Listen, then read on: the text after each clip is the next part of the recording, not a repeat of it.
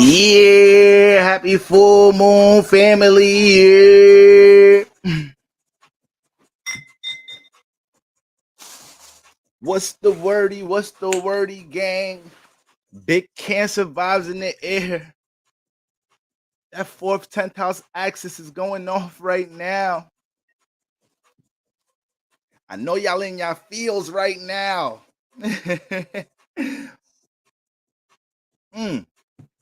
A little hen dog under the full moon. What's going on, everybody? Peace, peace, peace. Carly Chanel in the building, one of my favorites. 4C Moisture. Ooh, I need to tap in with you, 4C Moisture, because when I start growing my shit back out, my shit be 5H. This shit be fuck around, put a hand in my shit, get electrocuted out this motherfucker. Magisterio Warrior in the building. What's going on? Alien Moon Mom in the building. What's going on? Mod gang in the building. The Angelo Show. I'm a Cancer Moon and Cancer Rising. Sage, Sad Sun. I've been tripping all day. Listen, you just having a lot of Cancer placements. You're gonna feel a lot during new and full moons period. But this full moon in Cancer, my Cancer placements really got to chill out this weekend. My Cancer placements really got to chill out this weekend. You feel me? Because y'all dealing with all type of vibrations. Yeah, good looking, 4C Moisture. Good looking. Carly said you need to be putting some conditioner on that. I need some special conditioner.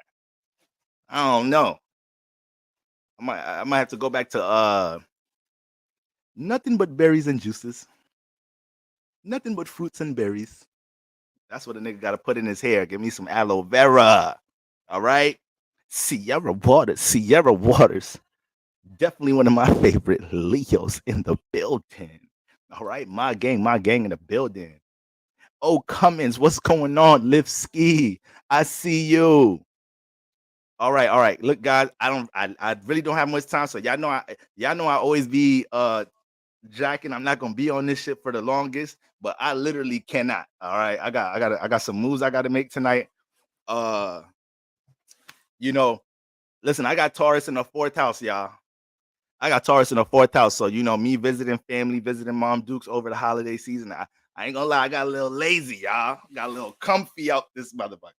I ain't gonna lie to y'all. I'm gonna have to keep a little napkin on deck. You know that hen dog gonna bust a little nose sweat. He'll be like, what's wrong with you, Nick? Why are you sweating? Like, I'm drinking Hennessy, Nick. What the fuck is you talking about? It's that hen dog. All right. Okay, so yeah, guys, I got some moves to make, but I'm about to be on my way back home, get back in my own space so I can feel productive, being all up in the crib, eating Mom Duke's good cooking, hitting up my favorite oxtail Jamaican spots. They don't got them. They don't make oxtail out in VA the way they make it in New York, the way they make it over here. No, I had to hit up the chopped cheese spot. Some of y'all don't know about the chopped cheese spot. Y'all got to go to New York. Some of y'all like, what the fuck is a chopped cheese? Fuck is Boro talking about? Just if you ever go to New York, just go to any deli. Go to any deli that makes sandwiches. Be like, let me get a chop. Let me get a chop with everything, onions. They gonna know that that's it. That's it. And tell them Boro sent you, and you Gucci, and you Gucci. Thank me later. All right, but yeah, guys. Last week I was doing in-person readings. That was a great experience. My first time just running around the city, visiting people, having that in-person interaction. That's really dope. So hopefully next time when I visit New York City, which is probably gonna be pretty soon, I'd definitely like to do that again. Um, But yeah, guys, this week, and brother been having back issues and shit. I got Saturday in the first house, so if I got to take care of the vessel. I'll be having all different type of shit popping up in my motherfucking vessel and shit. All right, but yeah, it was even hard to sit in this chair and be in a comfortable position. All right, but a brother been popping all type of ibuprofens and this Hennessy finna help. So all of that shit better hold me down during this quick session, real quick. All right. So with me running around, guys, I just wanted to, y'all know I had to pull up for the full moon. Okay. Gonna go through some brief energy just so you guys know where these energies are transiting in your life, understanding what these things are initiating. It's excuse me, not really initiating, but what things you guys got to understand. You might have to clear out, filter out, navigate around this time. All right. And I'm gonna have the 2023 reports posted for all signs over the weekend. I wanted to get that up early this week, but like I said, I really just been lounging. My vessel been upside down and everything, guys. So it's hard for a brother to work under them circumstances. All right, it's been a long year, so I was like, you know what? Let me just take this last week to chill out, and then when I get back in my space, top of 2023, we're gonna go hard. We're gonna go hard. But it looked like I got Mod Gang in the building. Neoma is in the mother building. All right, Aquarius is in the building. What's going on, Aquarius? Said you old man, you. I got Capricorn. I'm a Cap Moon Cat Rising. I was old from the gate. As soon as they delivered my ass, it was like, I know this little nigga don't have a goatee. I was the first. Look it up. Google it. I was the first baby to have facial hair out this motherfucker coming out.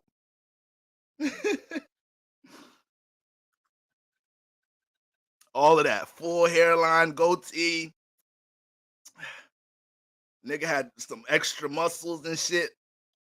It's like, this is a baby or a construction worker?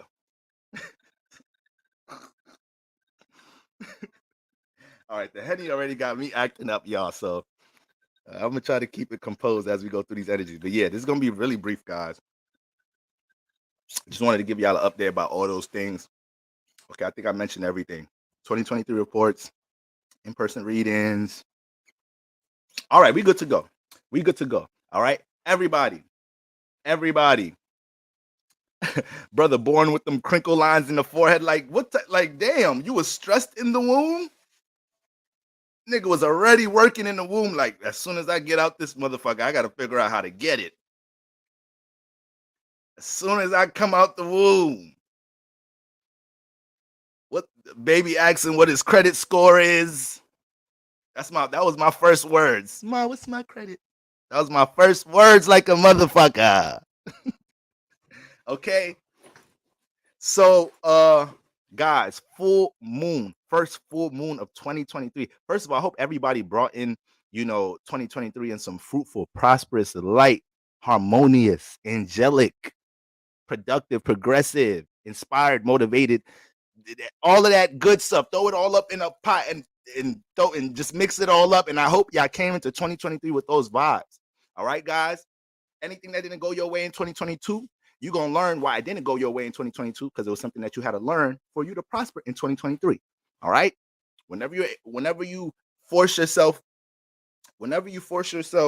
to look at life from that perspective, when shit ain't going navigating on your time frame, when you ain't accomplishing or getting things done in your time frame, it's probably because there's a little gap, a little lesson. We just got to get this little tutoring session in real quick, so you don't go in the SAT looking crazy.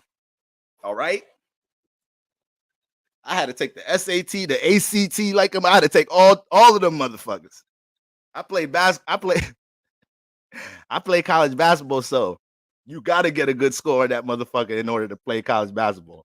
But the worse your grades is, the higher the fucking score you got to get. That shit don't make no motherfucking sense. It's like, nigga, y'all already know I'm not the best student. How the fuck y'all expect me to get a good score on this bitch?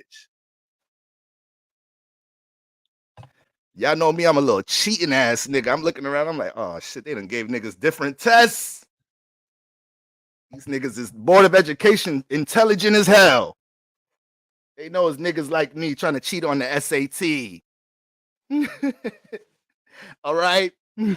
So, guys, first full moon of 2023, and it ain't a light one.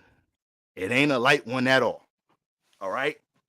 Whenever we have a full moon, new moon in Cancer, when we in Capricorn season have that full moon in Cancer, or when we in motherfucking Cancer season, we have that new moon in Cancer, it's a different type of energy because the moon is resonating with her home space. But it's different when the moon is resonating in her home space and she's at a full peak or she's at a new peak. All right. That's a whole different type of energy. AKA the moon is extremely confident and comfortable in initiating new things, or AKA new moon, or she's extremely confident, having the courage and the individual support system to filter out, detach, release what isn't productive for your emotional and mental well-being, guys. All right. So depending on where you have Cancer in the chart, this is where we're filtering these energies out.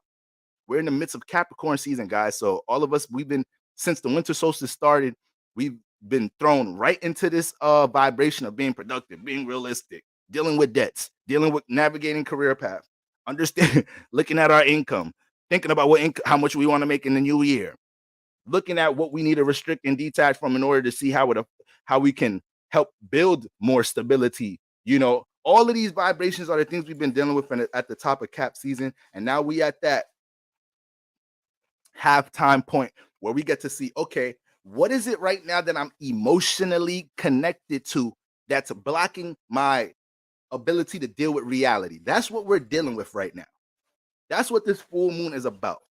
What are you emotionally invested in right now that you could kind of just either acknowledge a bit more, gain more awareness of that connection or that emotional investment to understand how that plays a part with your reality, because it's a full moon. So it's going to be opposite the sun and Mercury, right? Because the sun and Mercury are conjunct. Okay, shout out to everybody in the building. Sorry, I can't be doing too many shout outs. I just want to get through these energies. I see Sister Billy in the building, Chanel Victoria in the building. I see everybody. Goddess Deja. Okay, I see some newcomers today. I'm seeing some newcomers today. Seeing some newcomers in the building today. What's going on, newcomers? Welcome to the platform. It's 2023. Glad to have y'all here. All right, so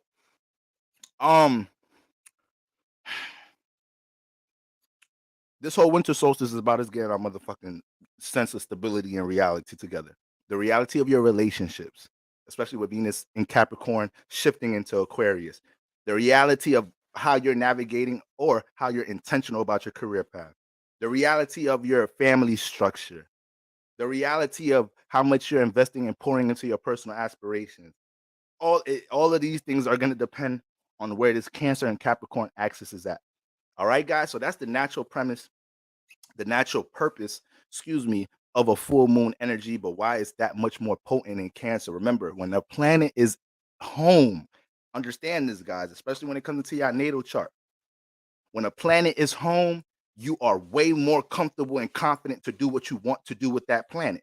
You could be even a little arrogant with the planet. Look at fucking Aries and Leos. Look at them niggas. Look at them niggas. Aries and Leos, the sun exalted in Aries, then the sun home in Leos. Do them niggas look like they care about what the fuck we think when they use their sun, aka when they express themselves, aka when they take action? Do they look like they timid about any of that shit? No. You ever seen a moon in Cancer? You ever dealt with a moon in Cancer person and get surprised at how they deal with situations that they're emotionally connected in? Like, why are you so wise with the emotions? Why you don't hesitate to express how the fuck you feel? Everybody else be vulnerable as hell with their emotions. Your ass just let it out. This is motherfucker. I'm a moon in Cancer. I'm home. I'm comfortable. When it comes to the emotions, that motherfucker's gonna be a priority responsibility like a motherfucker. All right. You ever seen a Mercury in Gemini, Mercury in Virgo? These niggas need to be on Jeopardy. These niggas need to be on Family Feud. All right. Oh, too smart for your head at. Listen, too smart for your own good. Mercury and Gemini, Mercury and Virgo. They up for the debate. They're gonna be in them AP honors classes. I got some. Listen, I got some Gemini, Mercury. I got some Gemini, Virgo teammates in high school. These niggas straight A's, no effort. No effort. Ain't this a motherfucker? So when I get around them Virgos, Leos, what is it? Virgos, Leos, and Libras that got that motherfucking Mercury and Virgo. Oh yeah, I know they not nobody to be fucked with. When you get around them Tauruses, them Cancers, them Geminis with Mercury and Gemini, oh yeah, they ain't nothing to be fucked with. And their modest energy is crazy. Them niggas is some modest ass niggas. Have you thinking they showing you everything? No, not Mercury and Gemini. There's multiple sides to that motherfucker. Let me finish the rest of this hand dog.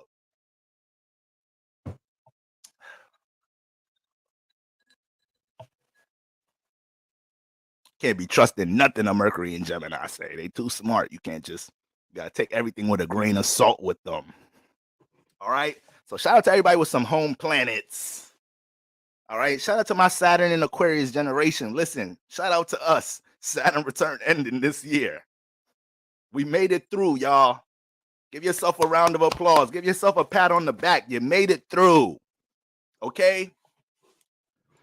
Now, when Saturn get into Saturn and Pisces generation, y'all on y'all motherfucking own. Y'all's on y'all own. Y'all's gonna have to learn. Y'all can email me, hit me up from time to time. All right. Because now at this point, I've been there. I understand. I can sympathize with your ass. Sympathize, empathize, whichever one is the correct one to use out this motherfucker. But y'all's gonna have to hold it down. All right. But don't worry, we all got to go through these phases. All right, guys. From the hip said, "Whoa, chill. We don't lie. We're just smart." I didn't say Mercury and Gemini lie. I just said y'all smart. That's all. Sometimes if you're really smart, you know not to say too much. When you're really smart, when you're really advanced with this coming from an air stellium, when you're really advanced with communication skills, you know how much to say, how much to leave out. You gotta leave some mystery for a motherfucker. Can't be telling everybody everything about you.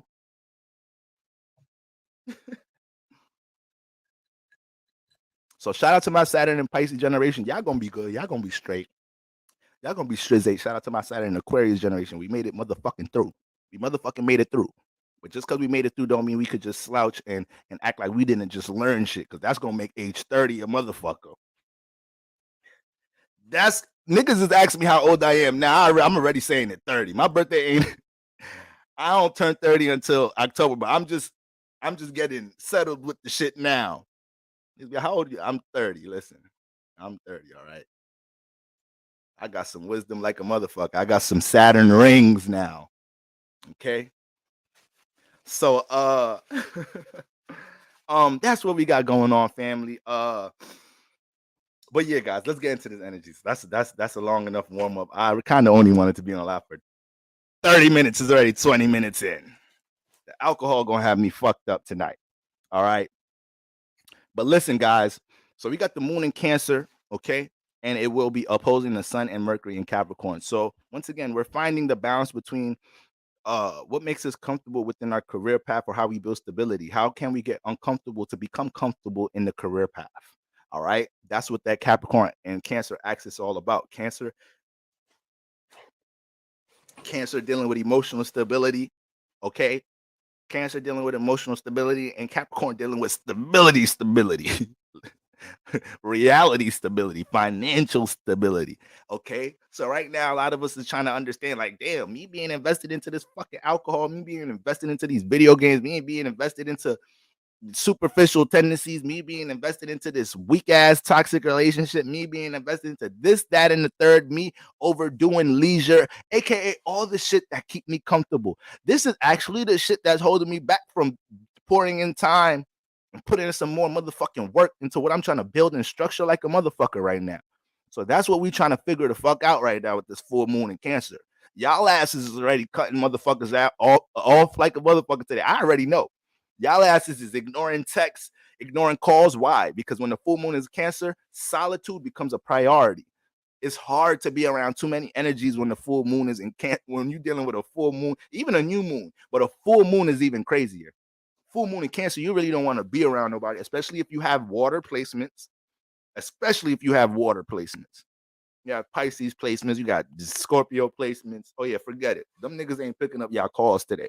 And if they do, they fuck with you heavy.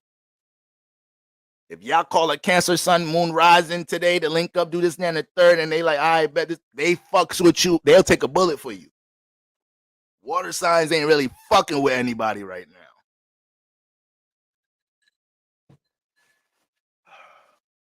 All right, get that nose sweat up off a brother. But listen, y'all. So we got that going on with the moon opposing the sun and Mercury in motherfucking Capricorn, right? Then we got the moon sextile in Uranus and Taurus. I love this alignment. I motherfucking love this alignment. Why? Because we're emotionally invested into being an individual. We're emotionally invested into supporting what's best for ourselves instead of considering and catering to everybody motherfucking else. All right. And we're emotionally invested into taking, how should I word this? Healthy risk. Sometimes in life, you got to take a motherfucking risk to get where the fuck you want to get. I think some people don't be understanding that. Some people think everything is just, I'm going to have this cool, calm, collective plan. Nah, sometimes you got to jump. Sometimes you got to jump even though you don't know where you're going to land. If you trust God, then the jump is going to be easier to make. Some of y'all don't trust God the way I say y'all trust God. I've jumped a whole bunch of times. I landed on my ass a couple of times, but God was like, listen, I let you land on your ass, but you all right, right? You still breathing, right? I'm like, yeah, you right. You ain't catch me, but my tailbone hurting like a motherfucker. You let me drop like this, Lord. I don't even use the word Lord. God. But dead ass, I'm being dead serious though. I'm being dead serious. This Uranus deals with risk energy. And I say that because when you deal with Uranus energy, you're the only one invested in doing what you're doing with your Uranus energy. You don't have a pack or a community around your Uranus energy. You're the black sheep with Uranus. So if we got the full moon harmonizing with Uranus, a lot of people that are in situations where they may have been codependent, situations where they felt like this job was everything, this environment was everything, living in this place was everything. Oh no. Full moon is harmonizing with Uranus. Today, you can have a healthy, not give a fuck attitude towards these things. You can say, fuck it. I'm willing to detach, to be uncomfortable, to get in a place that supports my individuality right now. So if you're ready feeling that energy, jump, guys. Jump. Jump like a motherfucker. Jump like it's Chris, like your name motherfucking Chris Cross. Jump like you're playing double dutch like a motherfucker.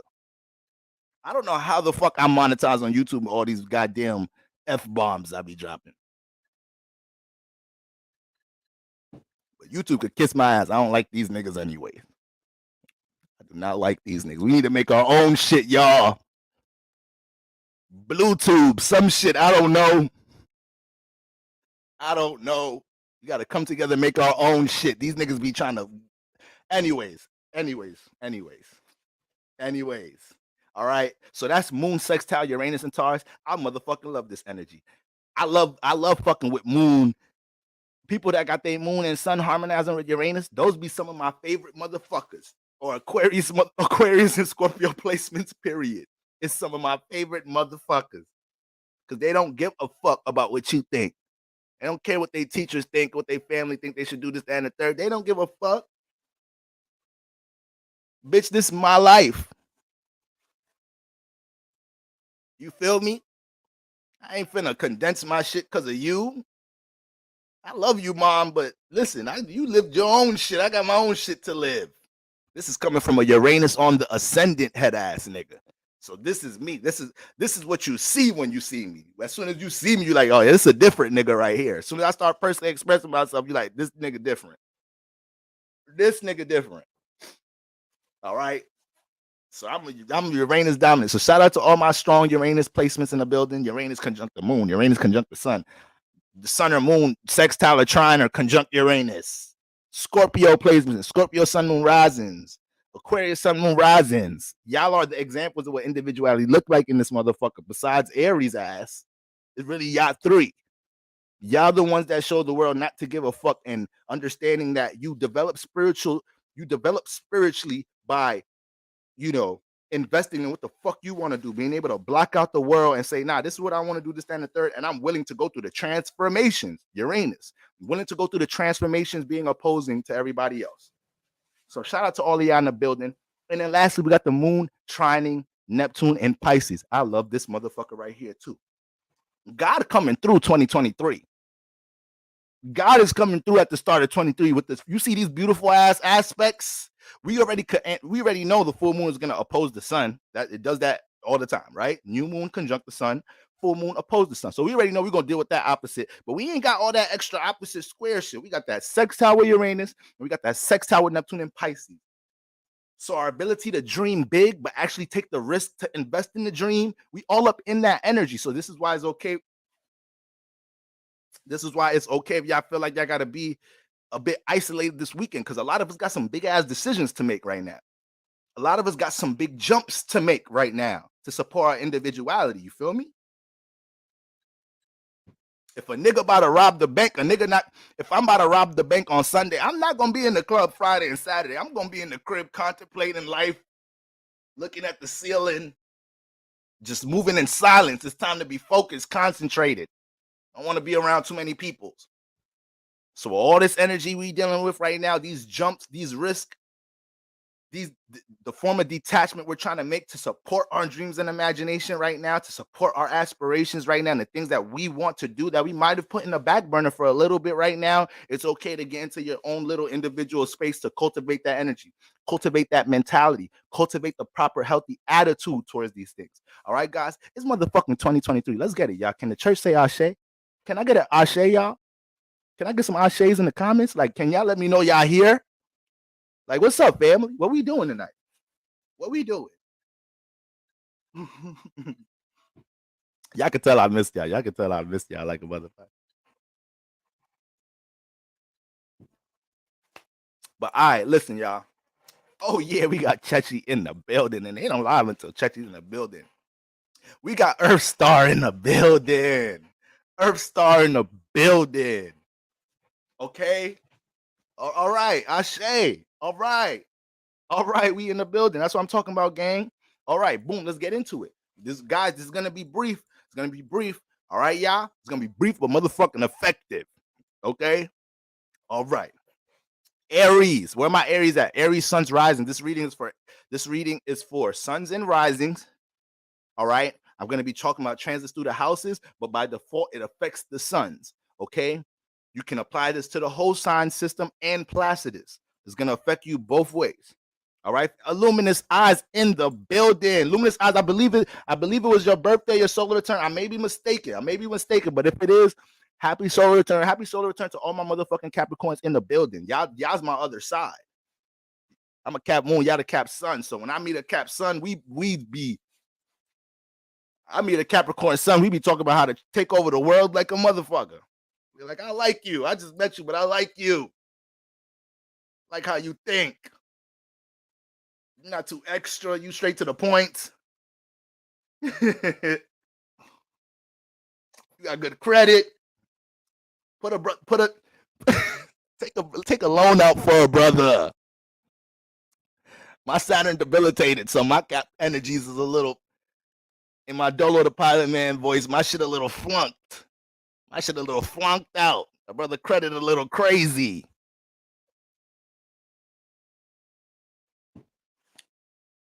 Them last semester school loans hitting a nigga. They ain't let me defer them shits no more.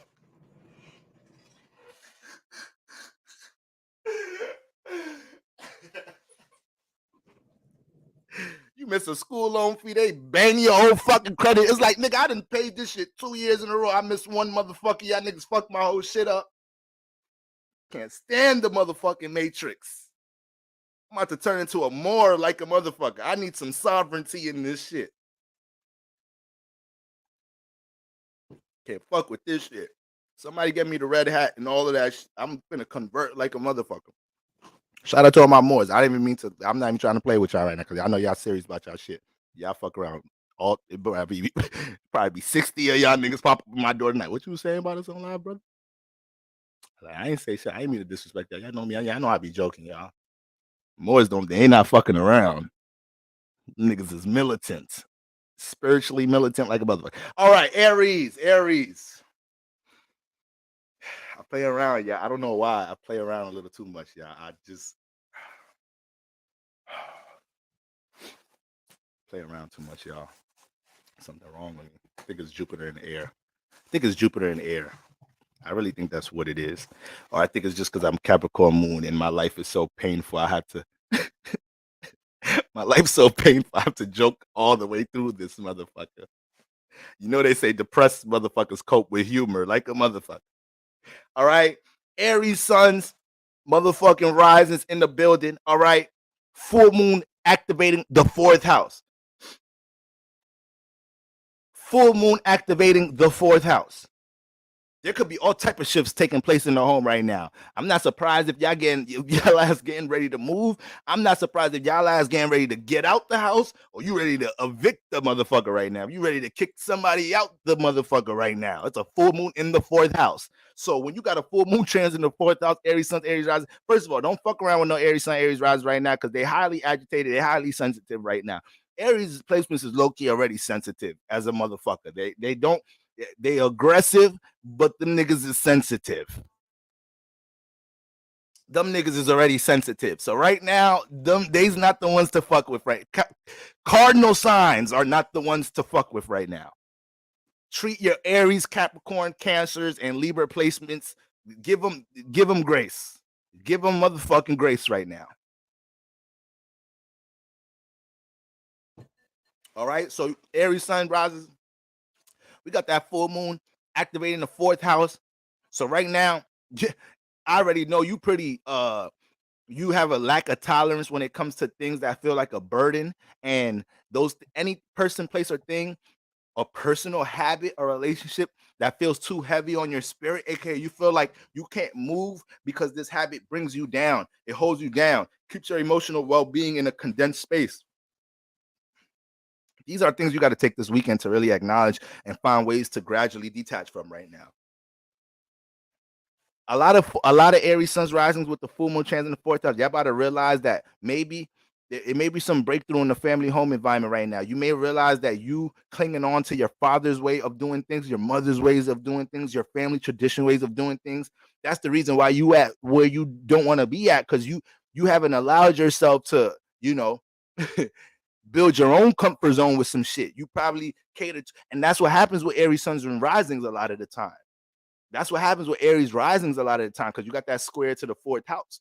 So a lot of the times, Aries' natural individuality in the 1st house is too black sheepish, is too opposing in the home environment, and Aries is just being them fucking selves, aka being an individual, doing shit their own way, but their family members be giving them a lot of slack about that shit a lot of the time. So right now, you got to understand, like, no, the reason I didn't do this or the reason I didn't do that is because I'm trying to support you niggas. I'm trying to make y'all happy. So right now, Aries suns, Aries rises, you might be hitting that breakthrough right now where you don't give a fuck about that no more. You don't care about who's depending on you and the family to the point that is affecting what decisions you make in your personal life right now. All right. It could be some new shifts, like I said, not just with your emotional well-being in the family home environment, but also with, your home. Things dealing with, property taxes, things dealing with investments in the home or whatnot. This is the time to understand which one of these things you probably wasn't ready to make a decision to invest in. Maybe you were being forced by your partner, this, that, and the third, to do some shit, make a big decision with the 4th house, and now you like, hold on, I need to slow it down, be a little patient before I make this decision. Or you're understanding that something in your 4th house that you don't want in your 4th house no more, Aries suns, Aries rising. Like I said, whether it's a personal relationship, whether it's a habit, You might have a motherfucking pet in your fucking fourth house. You don't want a little hamster. That nigga is irritating as fuck. Get that little ass, hyper ass hamster the fuck out the house. It's we clearing shit out. We clearing shit out. It's a full moon in Cancer in the fourth. So yeah, don't fuck with no Aries suns rising right now because they like I said, highly agitated, highly sensitive, and right now they clearing all type of shit out their motherfucking fourth house right now. Amber in the building, another one of my favorites. Y'all better look out for me and Amber collab soon. Okay. So Aries Sun, Aries Rising, take your time making any decisions with things developing in the home environment. But understand, if you're feeling heavy about anything that you feel like is what's the word, making you feel all claustrophobic and shit, some shit it's to the point you dealing with this person, this habit, this environment, this, that, and the third, it makes you feel like you're not even comfortable in your own home. You can't even get comfortable in your own space, this, that, and the third. These are things that are, if you feel that way, these are things that you have to get out. It's not no if and ands or buts. It was already deep in your subconscious, and now it's just coming up to the surface because it's a full moon, aka your fourth house is fully illuminated. And when you have a water house that's fully illuminated, it's intense because water houses are our subconscious houses. And we bury so much in the subconscious. So when the full moon transits the fourth house, oh yeah, all type of demons come out, all type of shit come out, all type of family secrets come out, all type of secrets with your loved ones come out, all of this shit. And then you have to realize, like, all right, y'all niggas is doing too much. I'm not taking on these responsibilities in here no more, no motherfucking more. I need to have a sane and stable fourth house. So Aries Sun, Aries Rising, do what the fuck you got to do. Okay. Now, with that being said, Sun and Mercury is in the 10th house. All right. Sun and Mercury's trans in the 10th house. So you got that opposition there. So you're learning right now, you may be getting criticized.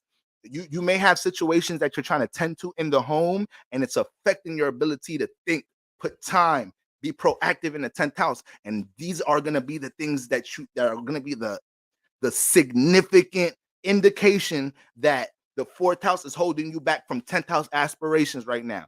Aries Suns, Aries Rises, you're building your 10th house up right now. The Aries Suns, Aries Rises, I ain't gonna say too much because I'm dropping the 2023 reports for all signs before the end of the weekend. All right, it's still early in January. Like I said, guys, I wanted to get it out earlier, but Aries Suns, Aries Rising, this is a big ass fucking year for you with career. This is a big ass year for you with career, Aries Suns, Aries Rising. You feel me? Your ruler, the 10th house ruler is going into the 12th house. Saturn's going into Pisces. So right now, this is a year for you to either break through from the matrix and start using your creativity, your spiritual awareness, your knowledge and wisdom to start aiding you in your career path in some type of shape or form. So if you're already making shifts towards these things, but you're getting heavy critique from, you're getting resistance from the home and family environment, then this is an indication like, yo, I have to detach from y'all thoughts and y'all opinions of shit. Or I might just need to get the fuck out the house or kick y'all niggas out the house. One way or the another. One way or another. Aries won't hesitate to kick a motherfucker out the house. Which one of y'all watch Martin? Martin is an Aries Sun, Scorpio moon. He kicked niggas out the house like a motherfucker. His best friends, Tommy, Cole. He probably kicked Gina out the fucking house if that wasn't his motherfucking girlfriend. Aries ain't playing that shit. Okay? And then okay, so that's the axis between Cancer, Capricorn. Then we got the sextile to Uranus in your second house. So we got the full moon in the fourth house, but it's harmonizing with Uranus in your second house. So this is another breakthrough shift right now with your ability to start establishing your own traditions, your own personal culture. Especially Aries, if you have a family, you're a parent. If you're a parent, if you're Aries Sun, Aries Rising, you're probably going to be feeling this time to start creating new tradition with your children. New ideas, new downloads to do things your parents didn't do for you. Because the fourth house deal with the family home environment, but the second house also deal with culture and tradition. That second ninth house axis deals with tradition. It deals with culture. So when you got the Uranus in the second house, you already been these past couple of years. You already been going through you already been breaking free from all different type of cultures and traditions and shit already. The whole past couple of years already. Okay, I'm just throwing that out just in case you have children type shit. All right, but for the most part, got the full moon in the fourth house harmonizing with Uranus in the second house, aka this is the time for you to take that jump to react and embrace that risk energy with what you feel like you're capable of, aka your second house talents, your second house traits, your talents, what you're good at, what you feel like you have awareness about, what you feel like you could connect to others, what you feel like you could help others with. LV Ski in the building. Darren Wells in the building. All right.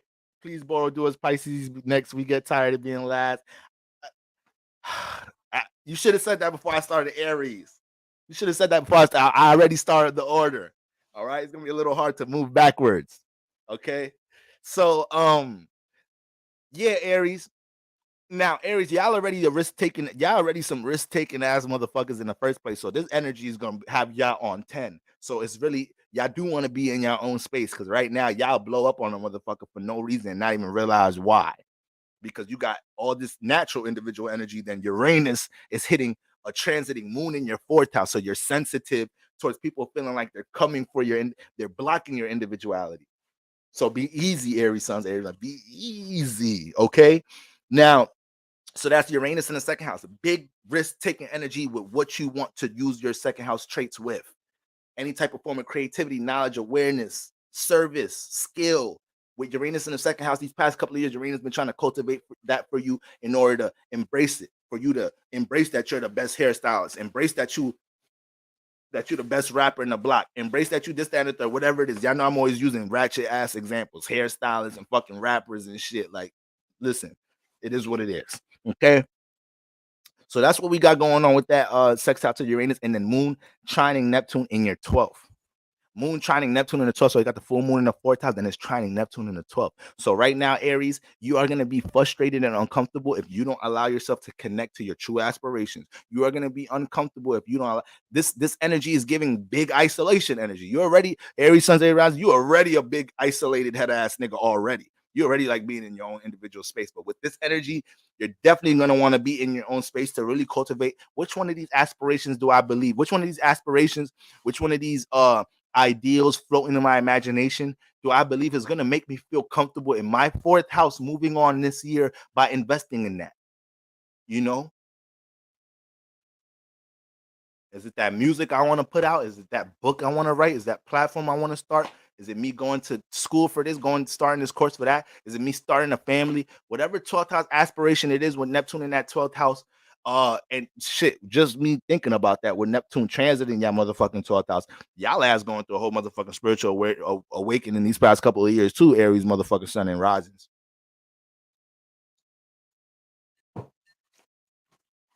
Okay. I got my older brother, my older blood brother. It's an Aries sun, Aries moon. That nigga, now that I'm thinking about it, that nigga been way more humble and caring and understanding lately and shit. It must be that motherfucking Neptune in the 12th house. So shout out to all you Aries actually being more understanding right now in y'all lives. Ain't that shit not that bad, right? Aries is not that bad to actually care for other people and shit. Not saying Aries placements don't care about other people. Y'all be trying to care about people and love people the way you want to. These past couple of years, you're learning that people have different love languages. You're learning to listen a bit more. You're learning to speak more transparently. You're learning to apologize. Ooh, that Neptune in the 12th is getting y'all right. Aries sons, Aries rises. It's getting y'all right. I already know. So with that full moon hitting Neptune, this is a time once again, getting comfortable with your aspirations, getting comfortable with the things that you feel like you need to connect to bring some healing. And if it's isolation that you feel like gonna bring some motherfucking healing, then that's what it's gonna be. All right. Shout out to my Aries sons and risings. Taurus. Where my Taurus is at? Where my Taurus sons and risings at? Where y'all at? Which y'all fashion designer wearing head ass Taurus be broke as hell, still got designer. What the fuck? How the fuck y'all be doing that shit? I don't get that shit. Y'all be broke as hell and find a way to get the new Dior outfit. How the fuck y'all do that shit?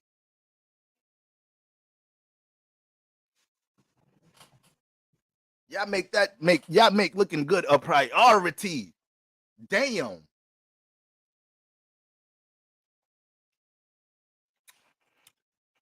chilling with my Taurus, bro. I'm like, yo, let's order some food. He's like, shit, I ain't got no bread. I'm like, nigga, you got a $6,000 outfit on, nigga. I know, bro. That's why I ain't got no bread. When I'm hungry, I just hit my bitch up. She ordered me some shit. That's that Venus energy. You got some concubines and shit. Libra man, Taurus man, Pisces man. We're gonna have 2 or 3 girls that could order us a little something like, yo, babe, I ain't got it right now. It's full moon. I'm fucked up. Trying to order a brother some Uber Eats. It's that Venus power. I ain't got it right now, babe. Just spent this last 10K on this fucking Balenciaga. I needed this shit. Gotta keep my reputation tight. Okay? So Taurus, sun's risings, full moon in the 3rd house. Full moon in the 3rd house. So right now, y'all's probably in a space where y'all's cutting niggas off right now. The 3rd house, full moon transit in the air house. So you having a whole different outlook on how you look at your close social circle. You're having a new outlook on how you dealing with your familiar surroundings. You're seeing how your roommates, your close friends, your siblings, how the way y'all thinking is different right now. How y'all goals and aspirations is different. You love them, but you understand that you might have to moderate y'all relationship a little differently because you're only as motherfucking strong, powerful, smart, wise as the people closest to you. Look at your 3rd house, and I'll tell you what your future gonna look like. Take another sip on that. Look at your 3rd house, your 7th house, and I will tell you what your future look like. So this is a good quote for my Taurus suns rises right now. Y'all's really understanding what influences in y'all close surroundings, this, that, and the third, that ain't really helping you to build the shit that you wants to build right now. Okay? Full moon in the 3rd house. Shit. Right now, y'all kind of can make some magic happen. Y'all low-key got like persuasion superpowers right now. Like y'all could communicate, market, all type of shit right now. Full moon in the 3rd house, low key, high key. All right. So you might want to use that shit to your advantage for the rest of cap season. But for the most part, a lot of y'all right now are realizing how certain habits and I don't want to use habits, peer pressure in a way, right? Or influences from your friends affect, what you got going on in the 9th house. All right, where the sun and Mercury is at right now, Taurus sun risings. You supposed to be you supposed to be being proactive about bringing some expansion to your life. Right now, you're paying attention how to, you're looking at new forms of spirituality. You're reminiscing and reflecting on a lot of things from your past and developing new spiritual morals and ethics. You're looking at what type of motherfucking courses you want to go to barber school, either you want to go back to school, either you young as hell and you thinking about going to med school, whatever the fuck it is, y'all thinking about what y'all finna learn, what y'all finna devote yourself to right now. As far as gaining more knowledge and wisdom, some of y'all are dealing with making big decisions within education, but overall, when it comes into expansion, when it comes into being places you've never been before, when it comes into taking your mind to places it's never been before, that's what's going on right now with the sun and Mercury in the 9th house. Wouldn't be surprised if y'all niggas is on watching my shit right now on vacation on the beach like a motherfucker. Got a whole nother Mexican. You in Cabo right now. Got a whole nother Mexican nigga watching this shit with you. Like, he good, right? He good. Like, what's his sign? Gemini? Oh, he next. You next. Hold on. You next. Look, you good. Y'all ass right now, chilling right now, probably somewhere else that's not home. Somewhere that's not the 3rd house. All right. So right now, my Taurus sun's rising. You realizing how habits from that motherfucking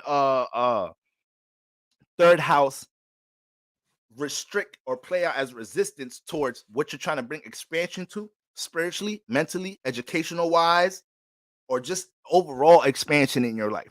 All right. We know that 9th house, we're dealing with long distance travel. We're dealing with culture, tradition. We're dealing with education. We're dealing with experiences and exploration. Right now, motherfucking Taurus suns risings. Y'all's the niggas in the hood talking to niggas in the hood like y'all niggas never think about nothing outside of this shit. I'm tired of this shit. I'm tired of this shit. We ain't never been out this motherfucker. We got to do something to get out. I don't want to die in the hood. That's Taurus Suns, Taurus Risings right now. That's Taurus Suns, Taurus Risings right now. Okay? So let's make sure we're clearing out, filtering out anything that's in that third house that ain't productive, that ain't progressive. But I ain't gonna lie to you, when you got a full moon transit in your air house universe, there's usually some type of relationship circumstances that need to be cleared up or you need to gain more clarity with. AKA, you might need to react to it right now. The moon. You might need to react to it. You might have to have a conversation over this weekend, like, yo, what are we really doing? Where are we really going? You know, even though the third house don't dive too much into intimate relationships, like intimate romantic relations, we kind of save that for like the fifth, seventh house. But when we get into the third house, we dealing with siblings, we dealing with close friends, you know. So this is important to understand right now. All right. Big decisions, what I wrote down here. Big decisions to embrace making with your education and traveling. Your communication skills are heightened right now. So marketing and persuasion is on your side. Y'all sell water to a well right now. Fucking with a Taurus Sun, Taurus rising. Now, this energy is sextile and Uranus in the first. You already know you had Uranus transiting your motherfucking first. Now that I think about it, Earth risings, not really Virgo risings, Capricorn risings, like myself, Taurus risings. These past couple of years been a motherfucker. You got that Pluto on our ascendant in the first house, Taurus Sun's rising. You got that Uranus in the first house. So we might not see some fruits of labor until the next couple of years, for real, until the motherfuckers move out. These niggas might keep us in a bind. Because everything with the generational planets moves slow. Pluto and Pluto and fucking what's the name? The fucking who the fuck we talking about right now? Uranus, all them bitches will move slow as hell. So our personal development be having to be gradual and patient as hell. Taurus suns and risings, Capricorn suns and risings, ask us about our life the last 3 years. Unstable like a motherfucker. Transformative like a motherfucker. Okay?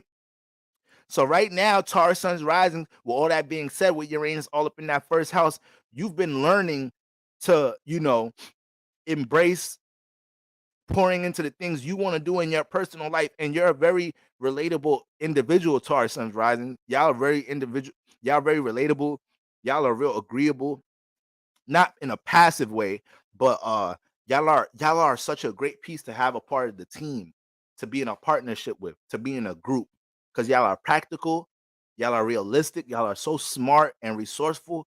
But then you got Venus energy, you got Moon energy, so you're understanding.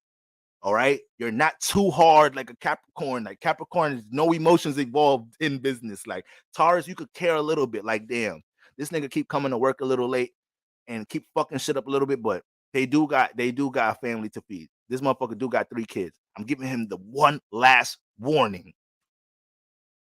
And we'll give you a talk with care. Like, listen, do you want to lose this fucking job and go home and tell your baby moms and your kids that you fucking lost your job? Tighten up. Do you think I want to fire you? No. Come on, tighten up. So Taurus gonna give you that tough love. Capricorn, we ain't gonna give you. We gonna fire your ass.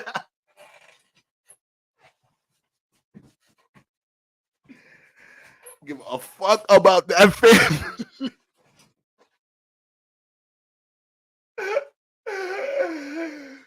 Give a fuck about that family. You should have never fucking came to work. You grown as hell. I'm not about to give somebody this. Now this the Capricorn mindset. You 30 fucking 4 years old. I'm not gonna be giving you no motherfucking pep talk about getting to work late. You knew what the fuck it is. You're an adult.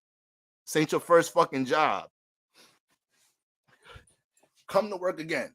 Come to work late again.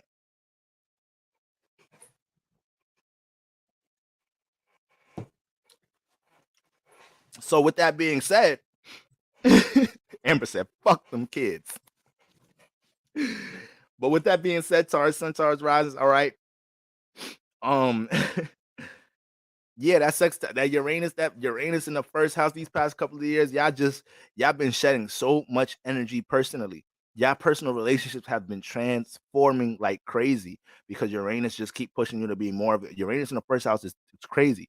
Uranus in the first house has been pushing you to be more of an individual month by month, year by year. What happens when you become more of an individual in the first house?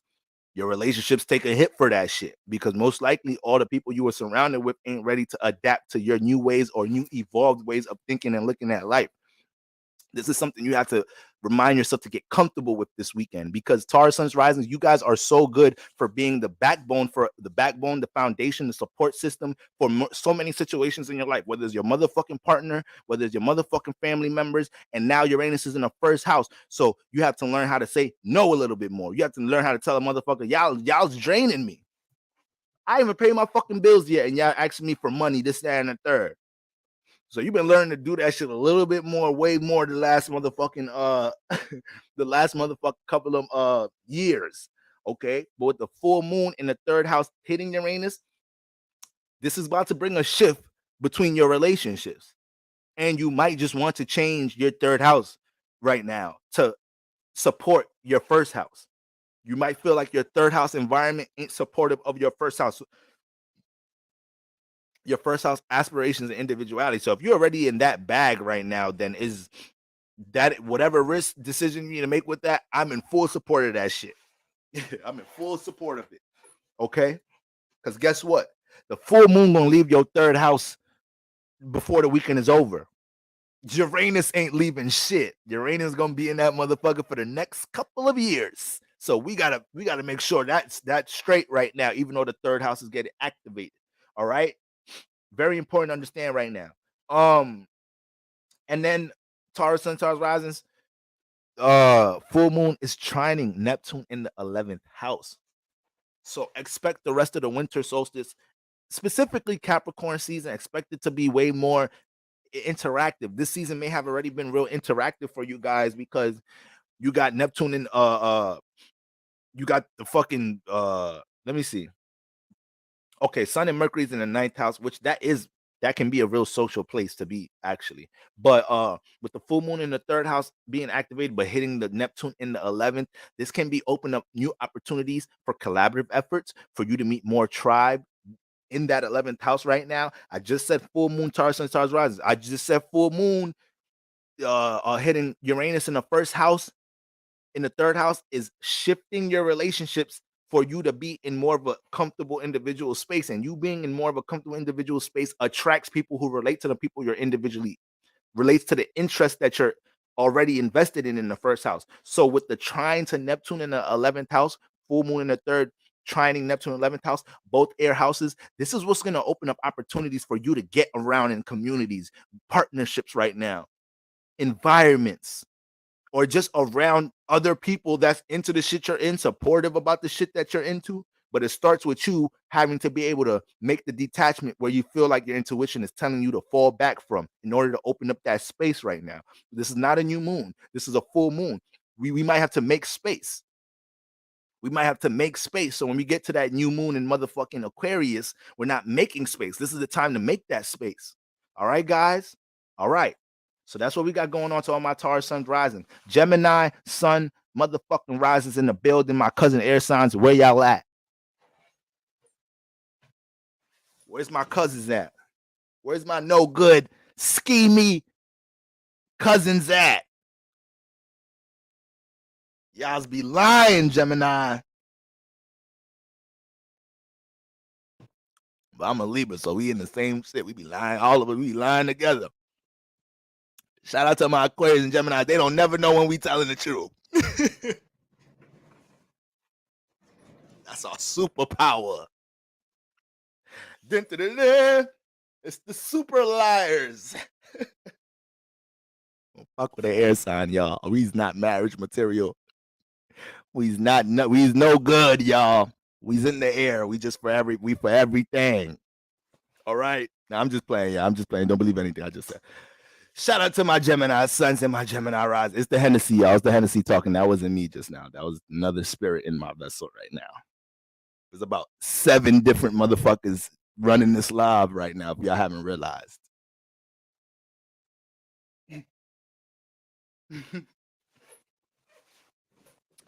Gemini son. Amber said, said, nah, you ain't playing. You meant that shit. You know, that's that. What they call it? what they call it, liquor honesty. What's the phrase? What's the phrase when you drunk and they say that's the real, that's you speaking how you really feel? I'm talking shit, y'all. Don't believe me. Don't believe me.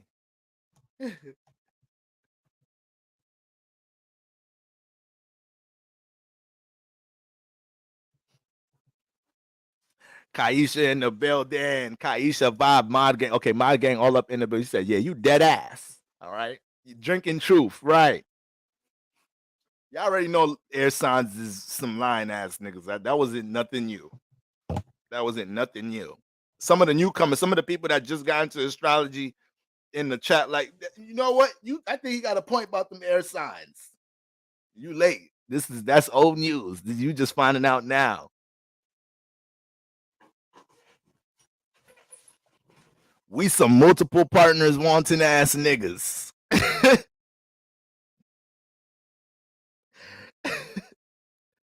Yeah, let me stop. Let me fucking stop right now.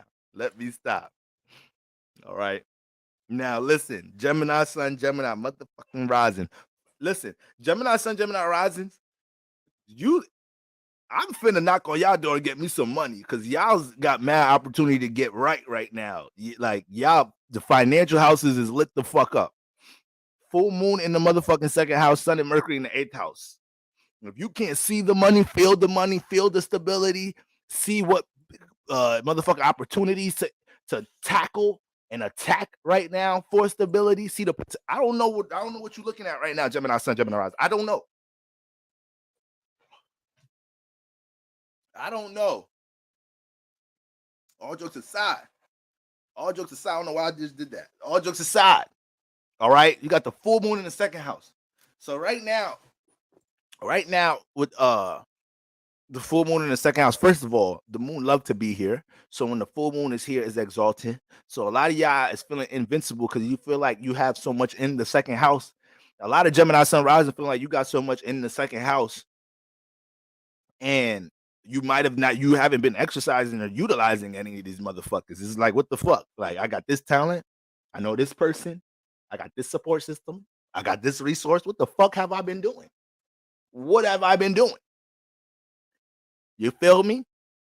And then that Sun and Mercury is in the eighth house. So we got the second house dealing with your motherfucking form of stability, and we got the eighth house manifesting opportunities for you to use other people's resources, to have other people invest in your shit, to have other people repost your content, to have other people find different ways to elevate what you're trying to stabilize. But right now, with the full moon in the second house, you have to understand which, if you have any second house habits, we got the second. It's funny how the second house, eighth house has a huge influence on monetary gains and finances and money, but they both deal with pleasures and desires. And what happens when motherfuckers get financially stable in this realm? Sometimes they lose themselves in their pleasures and desires. Can I get an ashe? Can I get a motherfucker ashe? I was just telling my shorty the other day that I was having a talk with one of my bros, and then I was asking my bro, I said, bro, if you got rich today, do you think you have the maturity, the discipline to not lose yourself in your desires because you now have the money and the resources to do whatever you want? Nigga had to think about that shit. So I'm like, yeah, don't be trying to rush this process, nigga. Develop yourself as a man. So when you manifest these resources, you know how to carry yourself. This is why we don't rush nothing in life. This is why we embrace every fucking setback every time life is telling us to sit your ass down, be hesitant, because you don't want to skip them steps. You don't want to skip them gems. So when you get to a certain point, your ass is all unstable and shit. You ain't learned certain things. So when it comes into my Gemini Suns and Gemini Suns and Risings right now, which one of your habits, which one of your pleasures, which one of your desires, which one of your superficial habits get in the way of you manifesting transformation in your life right now? Because you got the Sun and Mercury in the eighth house. So this is supposed to be a real transformative period for you right now. You're looking at your demons every day. You're looking at your shadow every day. Your partner bringing up your shadow. Your ex is Mercury retrograde. Your ex-girlfriend, ex-boyfriend hitting you up, saying shit and making you think about yourself and shit. I know what the fuck going on, Gemini Sons. I know what the fuck going on with y'all. I knows what the fuck going on with y'all. It's the lucky Libra. All right. So all these things are happening for a reason, because for us to gain a healthy sense of stability, we need to make sure we deal with that shadow work right now. It's hard to initiate transformation in this 8th house with the sun and Mercury there if your ass can't fucking stay away from the motherfucking little Debbies. If your ass can't stay the fuck off of Fashion Nova and just in Sheen, all of them shits just fucking your credit card balance up. You can't put the weed down, you can't put the alcohol down. You letting all these second house earthly Venus pleasures. This is why Taurus is like this. It's Earth plus Venus plus the moon. So you got material and feeling. You got material, tangible things, resources, and love, pleasure. So that could be a deadly combination. So Gemini Sun, Gemini Risings, I ain't gonna lie, y'all some low-key, some addictive personality, head ass niggas too. And it really because you rule by Mercury. So really Geminis and Virgos sometimes could develop addictive personalities because their nervous system is so motherfucking jacked up that they may just have to have that drink, that cigarette, that black and mild, that blunt, overdoing the hookah. Might just the Mercury be dry is make the nervous system too anxious. Gotta pop a perk here and there. So we gotta find ways to deal with healthier forms of wellness for all my Gemini sons, all my Mercury motherfucking placements. All right. But this is what's going on with you right now, Gemini Sun rising. And the better you acknowledge these things, the more opportunity for you to develop stability will manifest around this time. And the funny thing about it, you may have somebody else right now that just got some resources that's really willing to support your shit right now. But you too caught up in some second house pleasures and desire. You too caught up in some negative energies within your second house. Acknowledge the motherfucking superficial habits. Acknowledge that relationship with somebody that just brings you pleasure, but not helping you build. And that pleasure that they bring you can turn into a transformation. You have the sun and Mercury in the 8th house. So they fucking you good, but your ass could be coming into giving birth to a whole motherfucking cancer next year. Fuck around.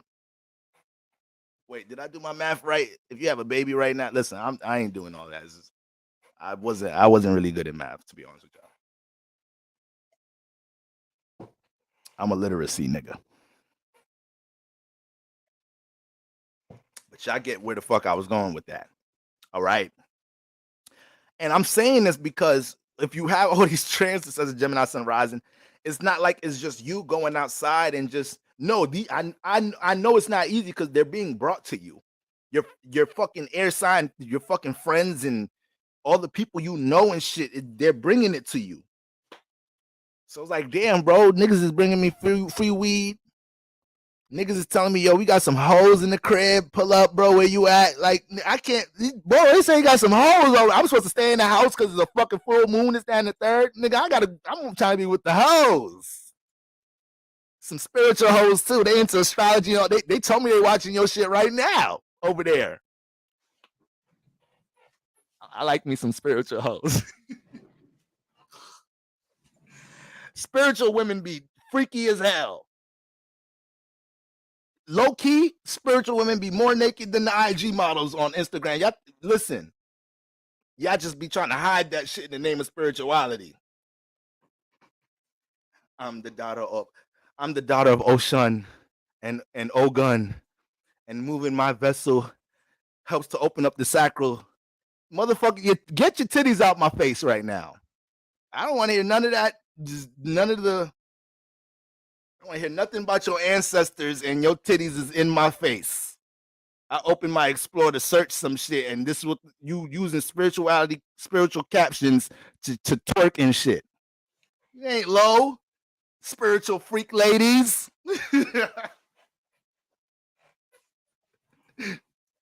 Listen, spiritual women, y'all is not low. Y'all ass be twerking. The caption be talking about twerking really derived from our ancestors' African heritage. Like, listen, stop blaming stop blaming your promiscuity on my ancestors. I'm tired of that. Stop doing that. They didn't know what they was doing when they was twerking. God spirit was working through them. All right.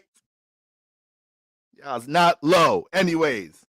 So Gemini Sun, Gemini Rising, I know it's tough because these shits is being presented to y'all. Okay, but y'all need to stay strong and learn how to detach and restrict. Universe low key testing you right now. Full moon in the second house ain't no motherfucking game. There's so much positive transformation to be made the rest of this Capricorn season, Gemini Sun, Gemini Rising. So I need y'all to get with the shits. Okay. Now, sextile and Uranus in the 12th. So we got the full moon in the second house, sextile and Uranus in the 12th. Gemini Sun, Gemini Rising. You need to be popping out the rest of this winter solstice with your motherfucking talents right now. I don't want to hear nothing about you overthinking about, no, boy, I want to do this. I'm really good at this. My friends tell me I'm good at this. Well, shit, you got the fucking full moon trans in your second house and it's hitting Uranus in the 12th. You're supposed to be going through transformations right now, trying to show your work, your creativity. Your family members is supposed to not be liking you right now because you want to go to art school, because you want to go to culinary school and shit, because you investing into your individual 12th house aspirations right now. You're supposed to be going through transformations, chasing your dreams right now. That's how you know you in alignment if you're a Gemini Sun, Gemini Rising. Your family ain't fucking with you right now and shit. Loved ones ain't fucking with you. People looking at you different because you taking risks with certain things with your aspirations. You know you in alignment right now if you Gemini Sun, Gemini motherfucking Rising. All right. So the lucky Libra is just encouraging you to keep walking that motherfucking path right now. You got the house of talents, which naturally harmonizes with the subconscious house. So right now, you guys are seeing so much. And Gemini Sun, Gemini Rising, y'all already be over. Now, I don't want to say overthinking. Y'all just very mentally stimulated, right? So y'all develop 1,000 thoughts a minute. And right now, I like to say the 12th house deals with potential energy. So when you got the full moon in the second house harmonizing with Uranus in the 12th house, right now, it's easy to just be la la la la la la. Oh my God, look at my potential. Oh my God, look at my potential. And the next thing you know is Scorpio season. You're like, wait, what the fuck? Wait, hold on, what happened? I was dreaming for 1 second and that many seasons just passed by. So I don't want y'all daydreaming for the rest of the year. Don't stay in the daydream. And it's easy to stay in the daydream right now because it's so vivid. Your dream feel like it's real. Y'all damn near astral projecting right now. Don't stay in that dream. Get proactive, Gemini Suns, Gemini Risings. All right. And then we got the trine to Neptune and Pisces in the 10th house. So we got the full moon in the second house. So this is a real career oriented time for you guys too.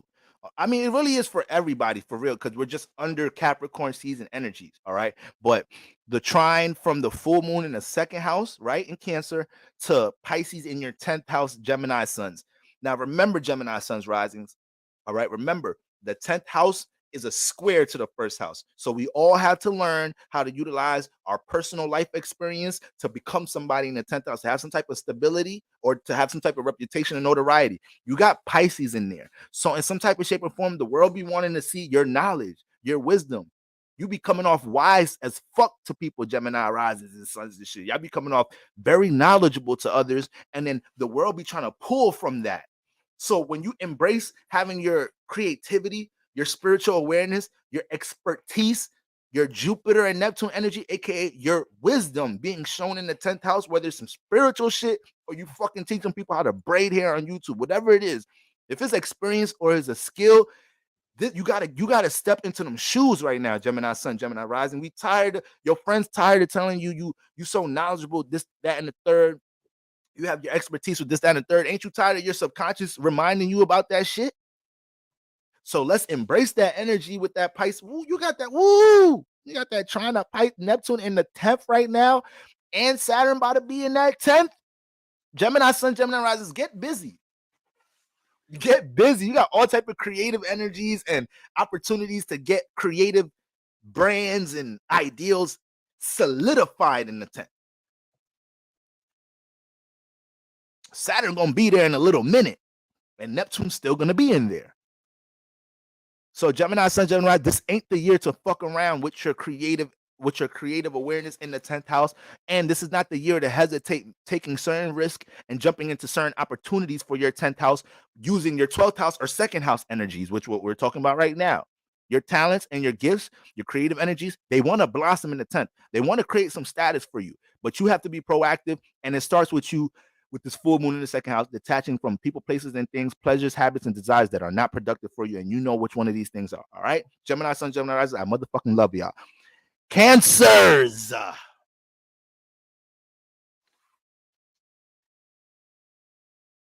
Cancers. All right. All right. Um.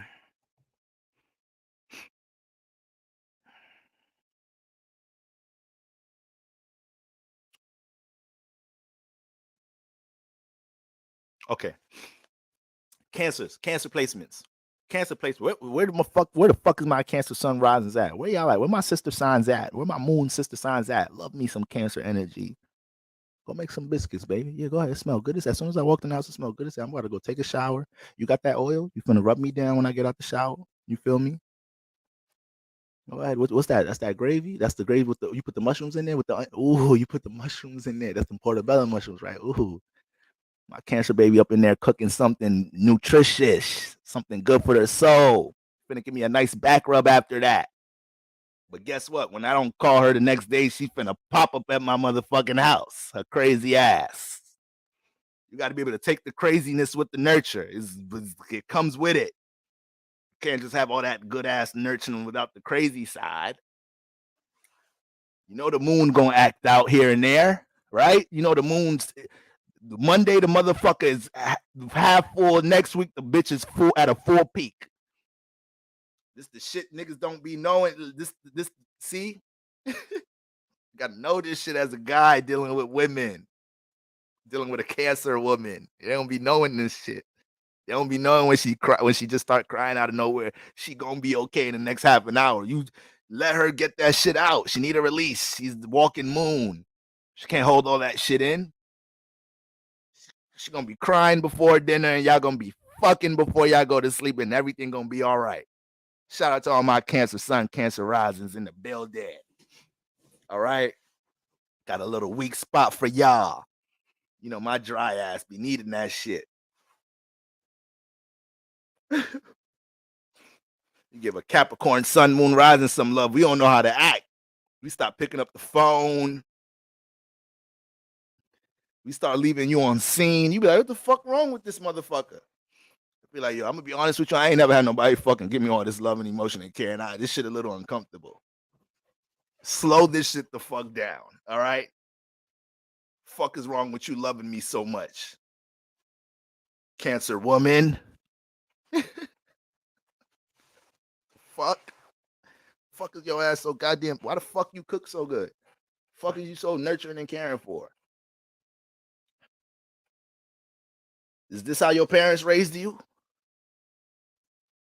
Lovely soul in the building. Mod gang in the building.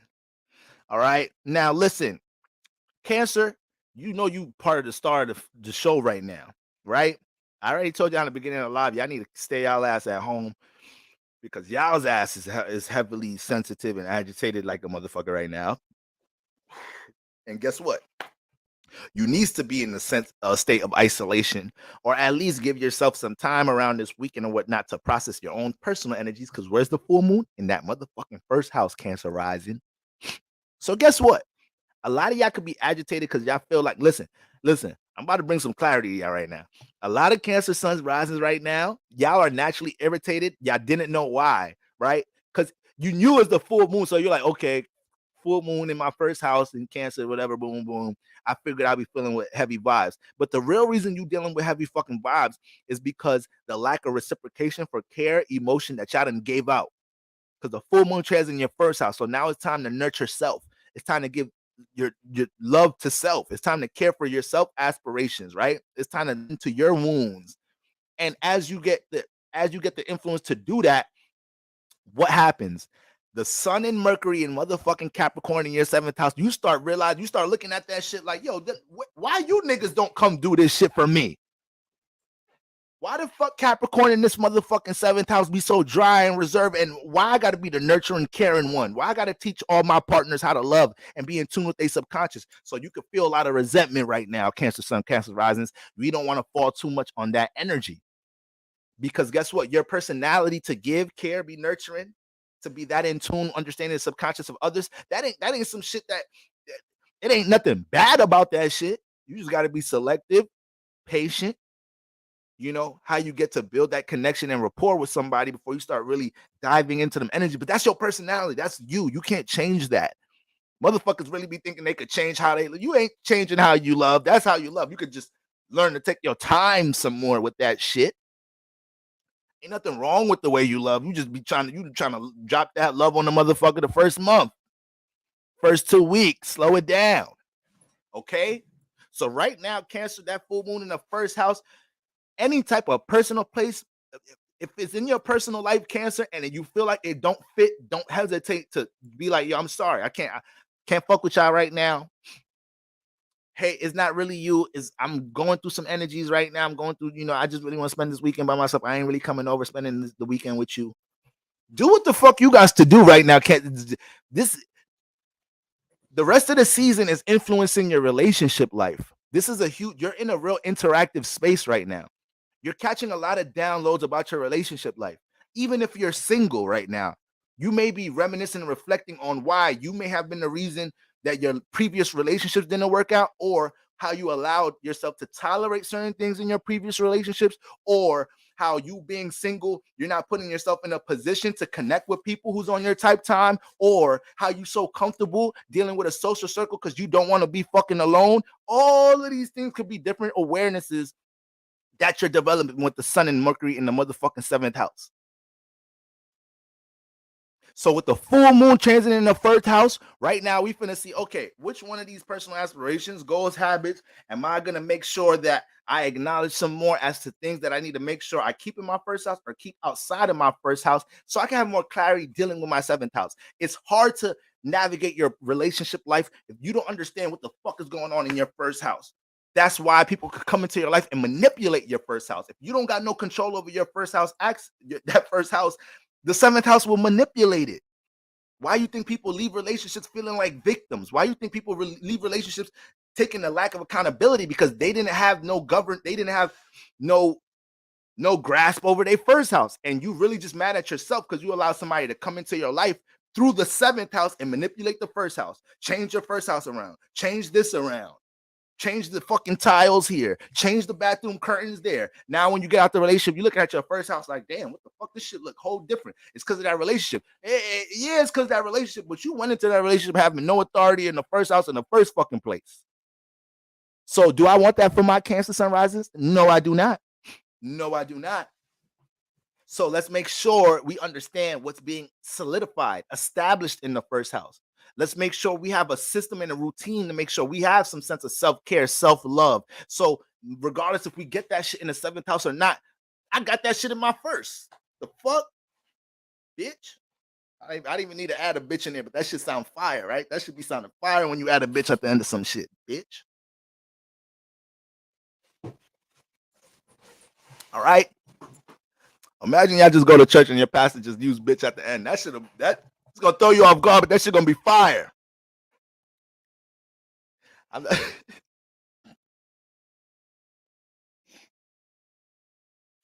Listen here, family. Now, all right, I'm not even gonna let me stop. I'm about to break into goof mode. So that's what's going on between the first and that seventh house axis. Kaisha said, should I let these bitches biz? No, you should have spelled that shit out, Kaisha. Stop being so fucking nice. Spell that shit out. Should I let these bitches come over from my job or not? Follow your personal intuition. That's all I got to say. All right, that's all I got to say on that one. Yeah, we needed that bitch. Right. Put an explanation point on that motherfucker. Okay? So that's what we got going on between the first and second house axis, Cancer. Right now, this definitely may be a time that y'all really, and all just aside, the isolation is very important, Cancer, because y'all could easily be having people feeling the need. It's a full moon in Cancer, so people may feel like they need to gravitate towards some Cancer energy, towards a person, place, or thing that brings emotional stability. So you just being a Cancer placement, you're just so prone to being used right now. You're so prone to having your energy drained right now because other motherfuckers don't know how to connect to something individually, personally, to find some emotional, mental stability right now.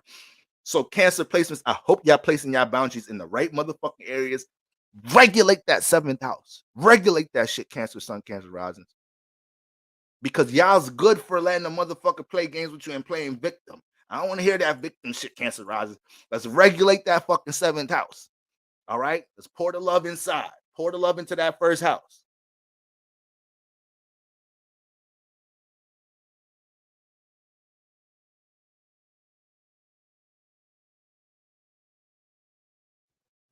All right, boom. That's what we got going on with Cancer Sun, Cancer Rising. Now, the full moon in the first house is sextile Uranus in the 11th. So I'm telling y'all to regulate the seventh house because there's so much opportunities for you in the 11th house right now. Cancer Sun, Cancer Risings. If your motherfucking friends, loved ones, close ones invite you to anywhere, any type of event for the rest of Capricorn season, you better put on your best shit and get your ass in that 11th house. Maybe some business opportunities waiting for you. You feel me? Maybe maybe a soulmate in that motherfucker. Maybe a soulmate in the name of a friend, a coach, a mentor, but get your ass in the 11th house right now, Cancer Sun, Cancer, right? All type of opportunities in there. But if you don't regulate the 7th house, then it's going to play a little bit of a blockage in that 11th house. Okay? You focus on the relationships you want to be when there's 11th house relationships that you can't even see right now because you're not active in the 11th house. All right. And Uranus, you and Cancer, you got Uranus and transit in 11th house. Uranus is home here. So these past couple of years, you've been encouraged to shed skin with your relationships in order to support your individuality. So I know y'all done broke it off with people these past couple of months. I know y'all done left certain communities, groups. Y'all done told y'all parents, I'm sorry, I ain't going to church no more. I'm sorry, I can't fuck with y'all on first Sunday no more. I'm sorry. Can't be around them niggas no more. So I already know Uranus and 11th. I already know y'all been breaking off all type of shit with community groups and partnerships, but you have to continue to embrace that because that's how soulmates come. That's how tribe come. That's how your motherfucking husband or wife gonna fucking come. All right. Sextile that motherfucking Uranus in the 11th. And then on top of that, from a full moon in the first house, right? You reacting to what your personal aspirations are, but it's harmonizing with Uranus in the 11th house. You got so much people that's willing to support your personal aspirations and goals for the rest of the winter solstice in that 11th house. So let's get a little bit more active in there, or allow your 7th house to be a portal right now because the sun and the Mercury is in the 7th house and it's harmonizing with the 11th house. Allow your 7th house to be a portal to connect you to 11th house activity. Like I said, if you're dating somebody, or whatnot, and they want to bring you around their fucking coworkers, their friends. I want you to meet some of my coworkers. I'm probably bring you to the Christmas party, whatever. You probably went to the Christmas party. This motherfucking shit. Who we talking about? Cancer. Your ass probably went to the Christmas party. When a nigga bring you to the Christmas party, it's real. Nigga finna propose that next year. Only wifey come to the Christmas party. Yo, my bad. Damn, I didn't even say. Fairy Goddess, appreciate the super chat. Somebody else sent the super chat, and I'm too fucking tipsy to even say thank you. Who was it? Love creates beauty. LTD liability. Appreciate you so much. Was that it? Anybody else? Sorry, y'all. Sorry. There's 7 spirits running the live right now. There's Boro, a nigga named Kojo, a nigga named Mark, a nigga named Jesus. Oh, 6 different niggas. Thank you, Amber. Appreciate you. Sorry, guys. I just be wanting to make sure I say I appreciate these super chats, y'all. All right. I'm grateful for every dollar. I got cousins in Africa that listen. I got cousins in Africa. I send $30 to one of my cousins. That shit make that shit is like, oh my God. Thank you, Lord. Y'all don't understand. All right. So Um, where we at? So Uranus in that 11th house, yes. And then Cancers, the trine to Neptune. Yo, Cancer, you got some nice energies going on right now. Okay, I just wrote these down. I didn't really digest these, I just made the alignments and I just wrote it down. And y'all know I flow through the live stream. So Cancer, y'all got the trine to Neptune and Pisces in that 9th house. So you're finna manifest a lot of situations right now where your personal knowledge and wisdom can create opportunities in your life. Or once again, the things that you have personal experience with right now. Okay. You got Neptune in that motherfucking ninth house right now, Cancer Sun rising. So I already know every other 3 months you spiritually evolving. Every other 3 months is some new shit your friends getting annoyed at with you, that because you done downloaded some new shit. This week you ain't eating pork because this and the third. Next week next month you sun gazing. Couple of months from there, you got your first astrology reading. Now niggas is just looking at you like, what's next? You gonna fucking convert to fucking Islam? What's next? So Neptune in the ninth house, that motherfucking Neptune in the ninth house in Pisces, Cancer Sun risings. Y'all spiritual awareness is developing kind of rapidly right now. But guess what? Now this year, you're just gonna start to become a personal example of all that shit you've been learning. You finna start teaching the astrology now. You finna start pulling some motherfucking cards now. You know, personally expressing what's in that ninth house, whether it's a creative. What some of you guys may be in position to start once again teaching people how to build something on a creative level. So you're teaching, but you're helping others with something creative. Like once again, teaching people how to make music, teaching people how to design, teaching people how to do art online, teaching people like shit like that. Anything, any positions or opportunities like that, embrace that shit all the way right now. Cancer Sunrise, you don't know where that shit gonna lead to. Okay. All right. Shout out to my motherfucking Cancer Suns, Cancer Risings in the motherfucking building. All right. Leo Suns, Leo Risings. All right, guys. I might have to hurry this up a little bit. All right. I might have to hurry this up. Goddamn. Yes. All right. Now, Leo Suns, Leo Risings. We got the full moon transiting the 12th house. All right. We got the full moon transit. You should do this more often. What? Drink and get on lives? I don't think that's a good idea. Leo Sun Moon. I said Leo Sun Moon. Leo Suns and Risings, full moon in the 12th house. All right. Full moon in the 12th house. This could be a real isolated weekend for you. A little, maybe even going into the mid next week, a little isolated right now. All right. But guess what, Leo? You're one of the most creatively inclined signs in the motherfucking zodiac. And right now, you got the full moon transiting in the 12th house. So this is a time to clean up some insecurities. This is a weekend dealing with shadow work. You probably started the shadow work this weekend. You probably started shedding some superficial habits a little bit. You started probably regulating your wellness a little bit. You probably started feeling the need to start reading, meditating more. Oh, yeah, I know all that shit. Leo, Suns, Rising. I got mad Leos in my fucking life. So with that full moon transit in the 12th house right now, it's not good for y'all to be around too many energies right now. You need to be able to listen to your own feelings and thoughts like a motherfucker, or somebody else's productive feelings and thoughts right now. Hopefully that shit coming out of a book. It's coming out of a spiritual live stream. But being around a lot of dumb shit right now, you may fuck around spaz on people right now. So keep it cool, calm, and collected right now, Leo. That full moon transit in the 12th house. Whenever you got a full moon transit in the 12th house, once again, subconscious house, the full moon can dig up a lot. So don't hang your head over any insecurities or hurdles that you couldn't get over in 2022, because this full moon will be kind of amped with that shit. This full moon can make you dawn on that shit a little too much. Be careful of that right now. Be careful of that. This full moon's not doing that to keep you in that space. The full moon is doing that to show you like, yo, this is what we're gonna overcome, and this is the space we don't want to have. We don't want to be in this space for 2023. We don't want to continue to put ceilings on our 12th house. All right. And you got Sun and Mercury in the 6th house. So right now you're developing a new system and routine to support these 12th house energies. Okay. Leo Sun's risings. The most important thing in your life right now is routine and structure. It don't get no more simpler than that. It don't get no more simpler than that. Yeah, I know this shit a little boring. It is a little boring, but you a Leo Sun. You're gonna find ways to, you a Leo Sunrise, you're gonna find some ways to have some fucking fun somehow. Your ass gonna find a game you like to play at work. You're gonna find some shit. You're gonna go to brunch Sunday to make up for a long week or something. Listen, I know how y'all get down. Okay.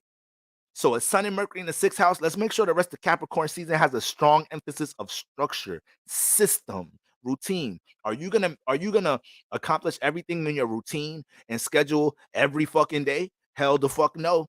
But you're gonna feel good as hell going to sleep, getting 75% done, 85% done. Oh shit, today was 95%. Shit.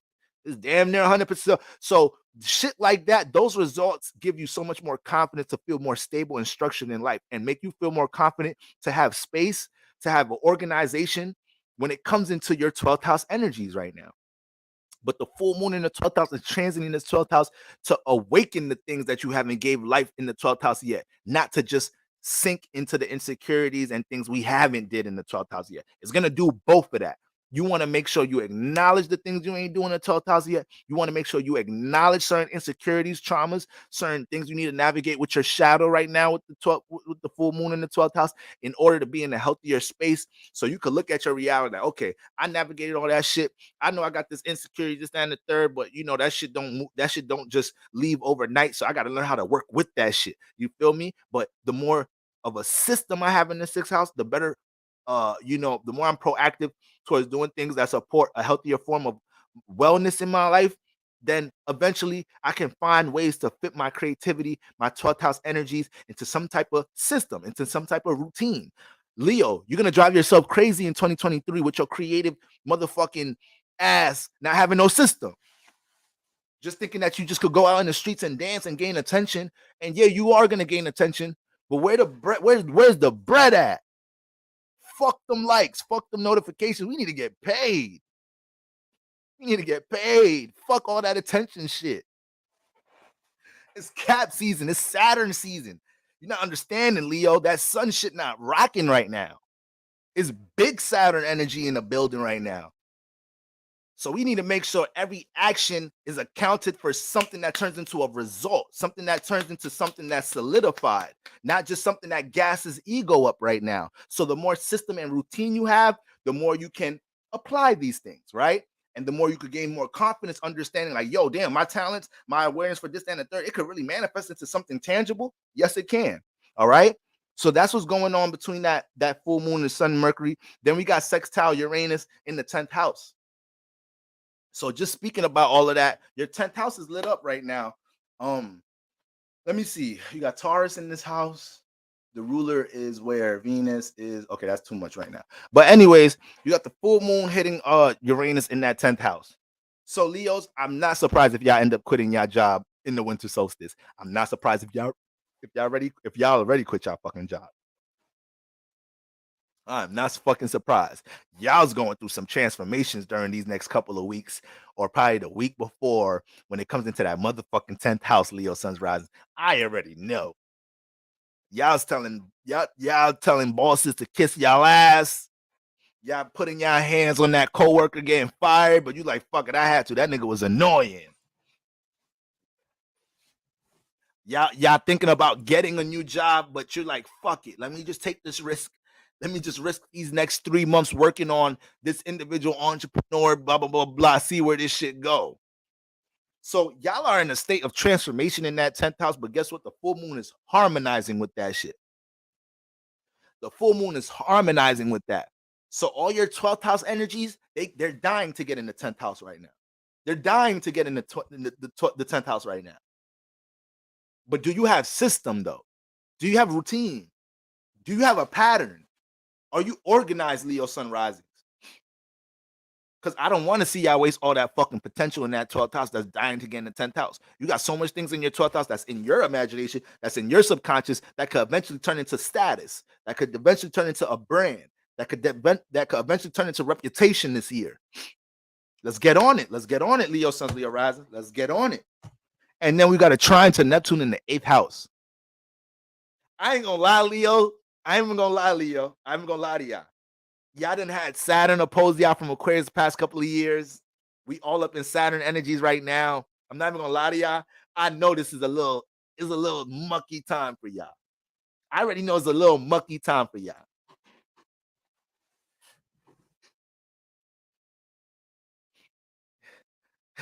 Air Lair, what's going on, Air Lair? Okay. I know it's a little mucky time for y'all, Leo, but trust me, you're gonna look back at this time. By the time we get into the Leo season, by the time we get into the summer solstice, you're gonna be looking back at the time like, yo, I'm glad I made them fucking sacrifices. I'm glad I skipped some of them weekends, this, that, and the third, to put in some work and time into what the fuck I wanted to build and gain some system, some system, some order, some stability in my fucking life. You got Neptune in the 8th. You got the full moon in the 12th house. hitting Neptune in the eighth. So right now, not only do you have to, are you being encouraged to develop system, Leo, suns and risings, you know, you got to do you got to be your own counselor right now. You got to be your own therapist right now. And I say that lightly because at the end of the day, we cannot take full responsibility for always trying to help ourselves. Well, we could always do our best to help ourselves, but sometimes we need help. Sometimes we need help. Sometimes we need to go to counseling. Sometimes we need to go to therapy. Sometimes we need to get a reading. Sometimes we need to have a conversation with a loved one, this, that, and third. All right. But this type of energy, nobody can help you the way that you can help yourself right now. Full moon from the 12th house hitting the 8th house. You know what your insecurities are. You know what things that you've experienced in your childhood that may have built up in your shadow that's holding you back from things that you should be doing in that 10th house. You feel me, Leo? You could sit here and tell me right now, I didn't have support from my father. I didn't have support from my mother. I didn't grow up in that environment, this, and the third. All of that shit, Neptune is moving through in your 8th house right now. And Neptune is a very optimistic energy. So Neptune, these past couple of years, is trying to force you to lift things up in that 8th house. It's trying to force you to see the positive and why you had to go through that dark, turbulent situation in the 8th house.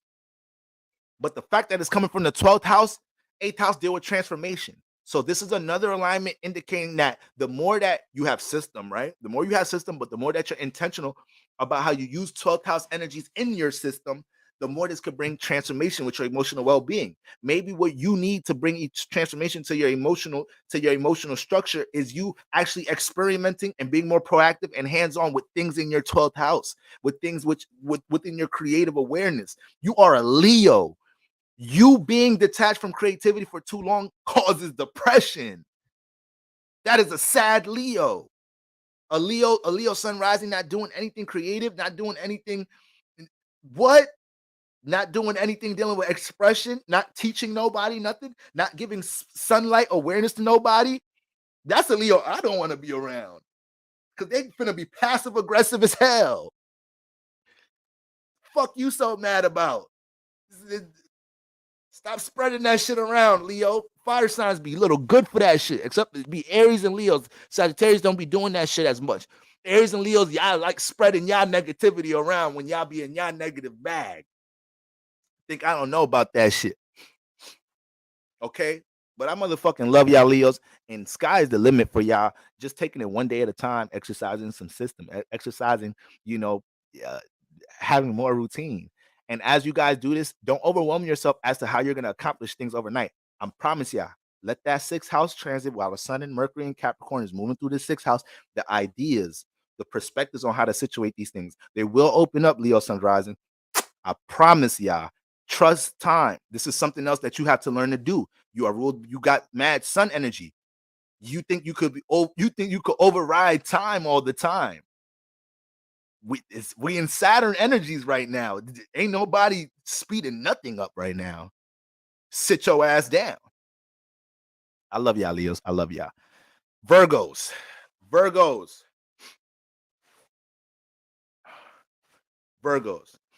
Guys, I got a bus to fucking catch.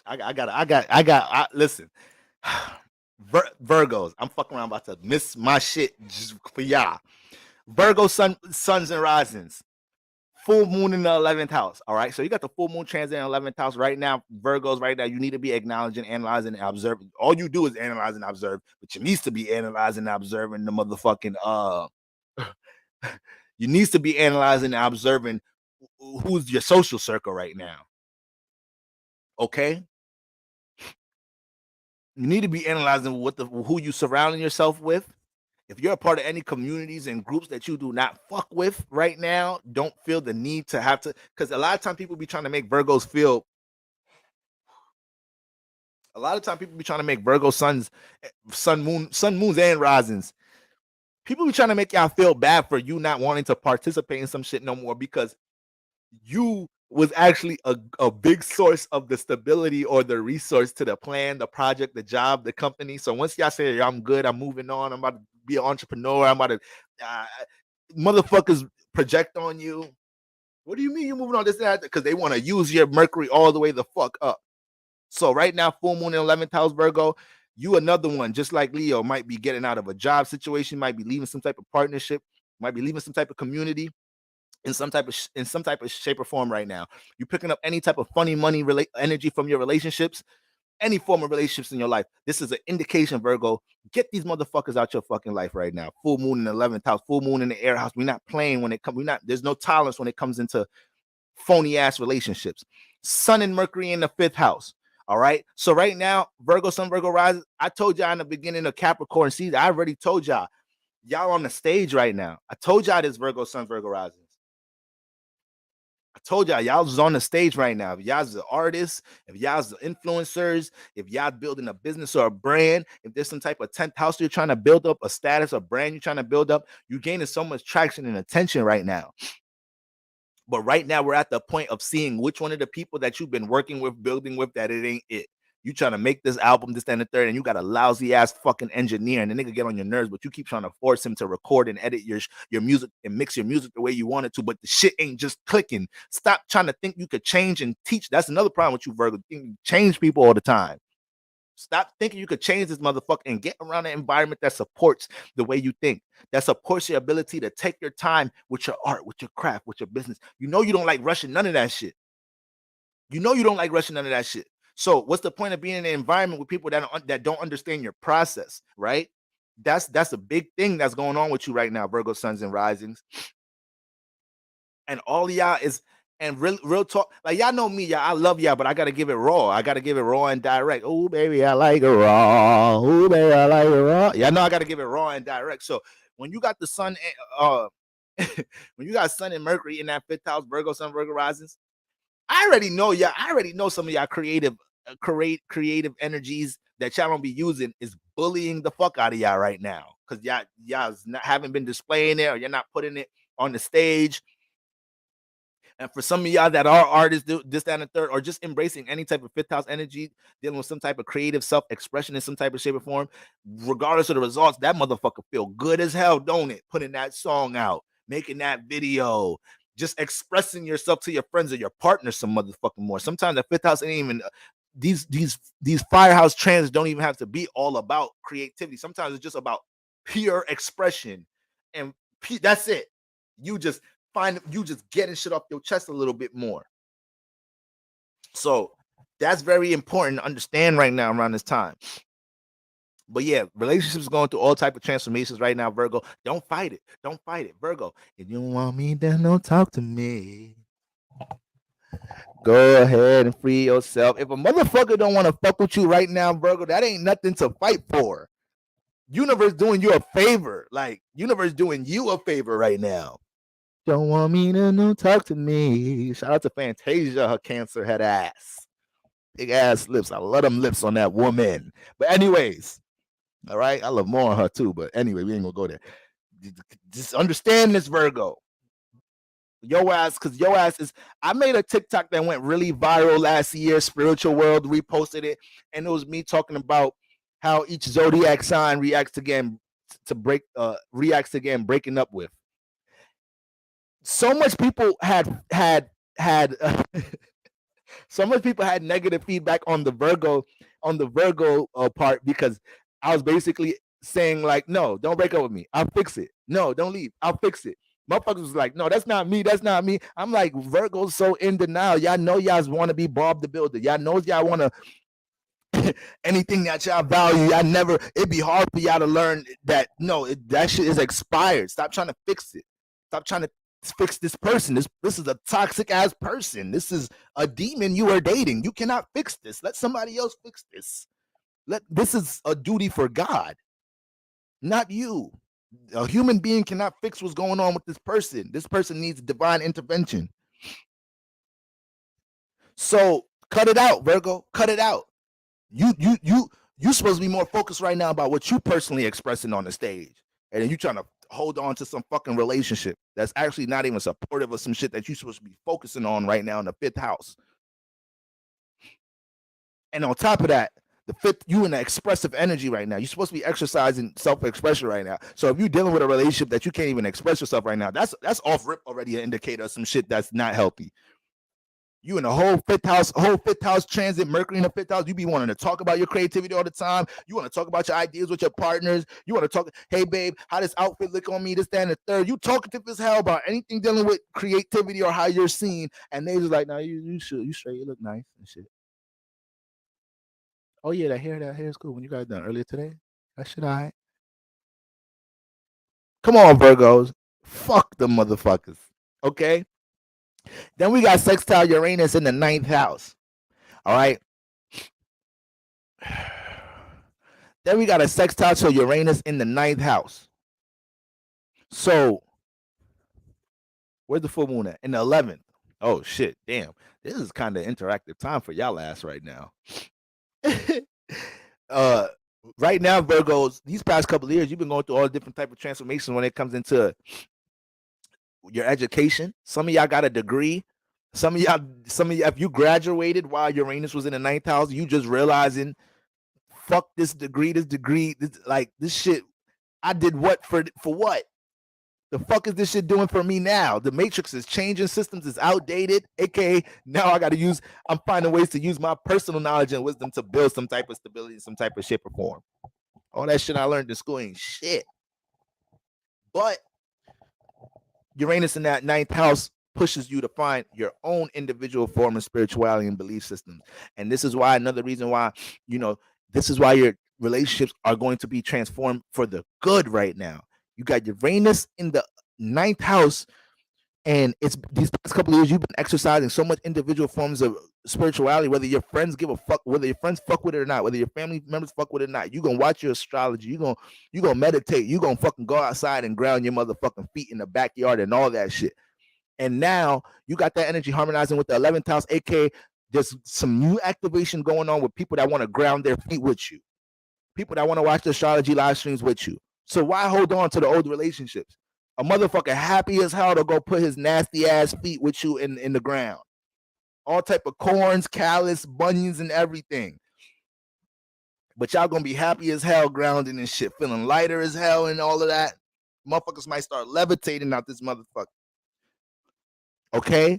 So come on, we don't got no tolerance for expired relationships right now, Virgo, because they are transforming right now. And y'all asses is either getting hit up by exes or hitting motherfuckers up. Right now, y'all's prone for y'all know what y'all doing. I hope y'all ain't hitting people up on some toxic shit. Mercury retrograde getting the best of a lot of y'all out here. I haven't been around, haven't been talking too much these past couple of weeks, but sometime over this weekend, we gonna get a live stream in just to go over current energies, Venus and Aquarius, Mercury retrograde. I'm gonna find some time this weekend. I just got a lot going on right now, and I need to finish this live very fast. All right, so that's what we got going on with Virgo, sextile Uranus in the ninth house, and then the trine to Neptune in the seventh house. God damn, Virgo, you got all type of relationship going on. Oh my god, you making me feel like I gotta come in your life and break up with somebody for you or something right now. Because that motherfucking right now you got Neptune all up in that seventh house. It been in there for a little minute. It already been in there, but right now the full moon is trining it. So this could be a little tricky energy. Just like who else to regulate the seventh house? Cancer. Yes, I was telling Cancer to regulate the seventh house. So yeah, water risings need to be easy right now. Now that I look at it. Wait, excuse me, not water rising. Excuse me, this we talking about Virgo. But Virgo need to take that advice I was giving motherfucking Cancer and that Cancer suns and risings, regulate that seventh house. You got the full moon and the motherfucking full moon in the 11th house, unknown species and characters hitting Neptune in the 7th house. So your ass, this is all type of one night stand energy. This is all type of one night stand energy turn into I'm pregnant energy. One night stand energy turn into I caught something. One night stand energy into I had sex with a whole crazy motherfucker. Sit your ass down this week, Virgo suns, Virgo risings. It may not be that if there's a thrill, it may look like a thrill, but it may not be all that around this time right now. You're supposed to be wise right now with what's going on in the 7th house with Neptune hitting. With Neptune in the 7th house harmonizing with the full moon in the 11th, You're supposed to be on your P's and Q's right now, dealing with any type of energy in a relationship. Neptune did bring wisdom. So your ability to not just intimate relationships, romantic relationships, your ability to be wise on how you conduct yourself with other people in the world right now, that's very important for you to understand that you can't take these things lightly right now. You need to have a strong tolerance and the strong standards when it comes into who you interacting with right now, because shit could look so blissful, shit could look so pleasurable right now. A motherfucker could talk you easily into taking the condom off. You never had raw sex before? No, you never. All right, look, I'm not gonna nut in you, okay?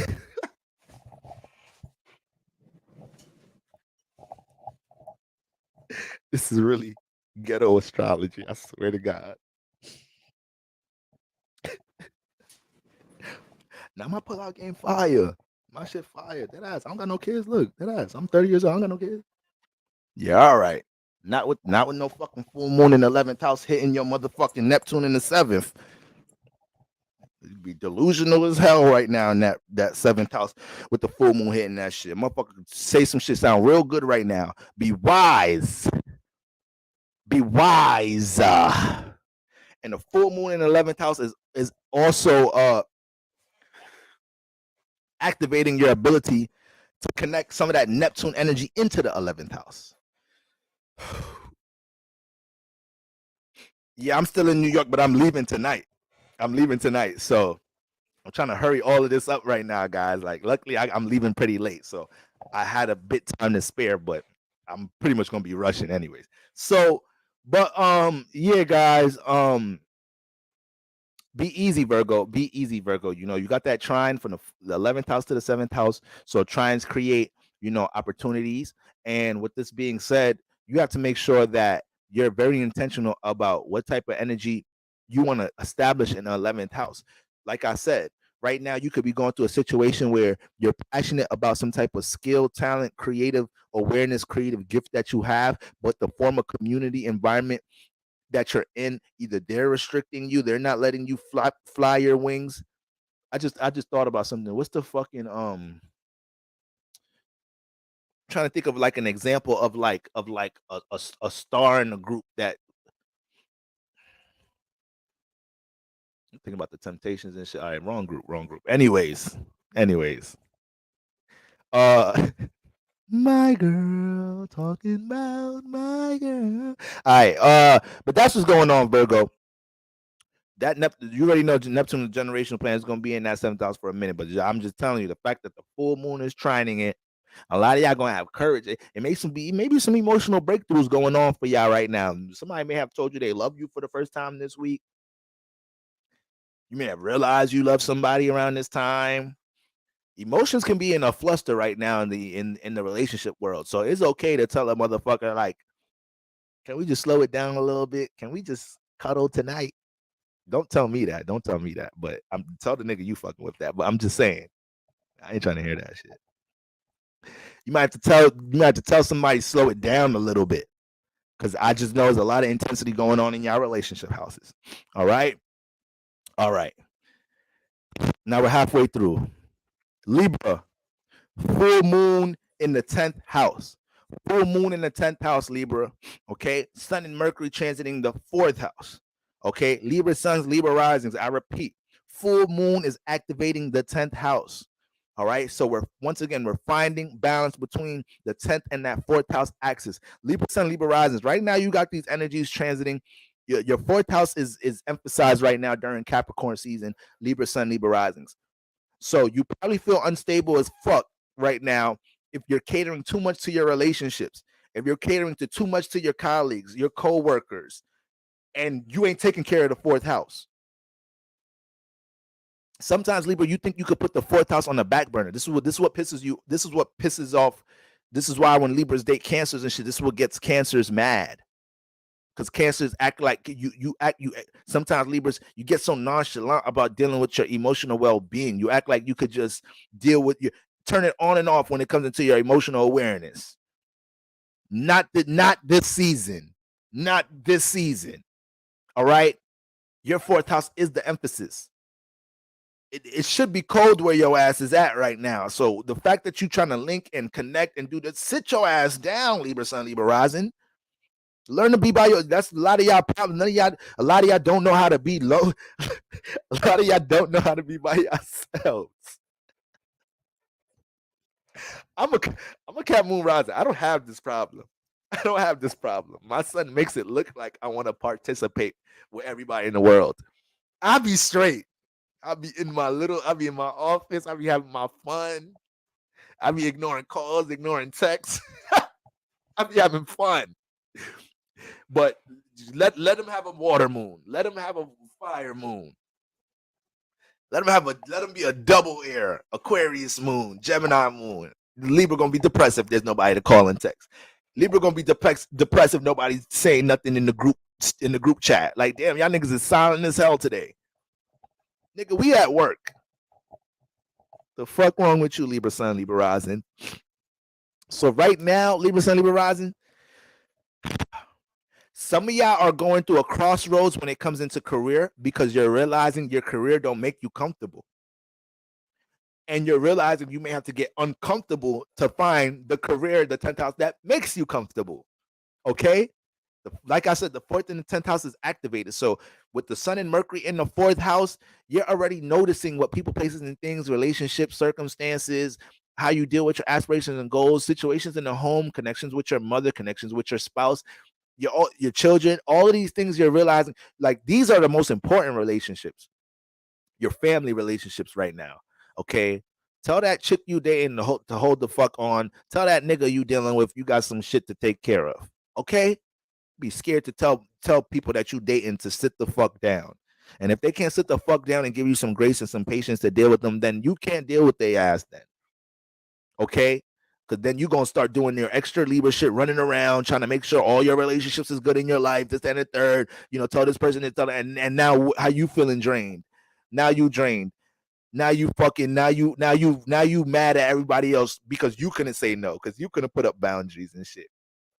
Now you and your negative way was dealing with the shit was just ghosting people. So that wasn't positive neither. Okay, so you're gonna have to utilize communicating from here right now. You're in the 4th house right now, Libra Sun or Libra Rising. You have truly learned how to communicate from here and not just what sounds good. You're good for just communicating what sounds good. Learn to tell a motherfucker what's going on in here, and that's gonna help you to understand how to navigate your excuse me. It's gonna help you understand how to navigate your 4th house. But right now, you're like I said, that full moon in the 10th house. Whenever you got a full moon in the 10th house, it's definitely major shifts taking place in career.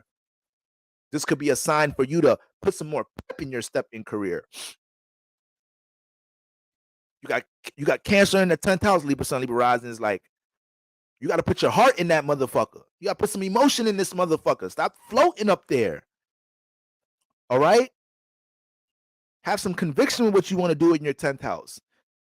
That Sun and Mercury, I hope you're not a little too comfortable. Like I told you, I done got a little lazy this week. I told y'all. The Sun, like, the 4th house is activated like a motherfucker. So I already told y'all my ass I was a little lazy this week and shit. Mom Duke's cooking oxtail.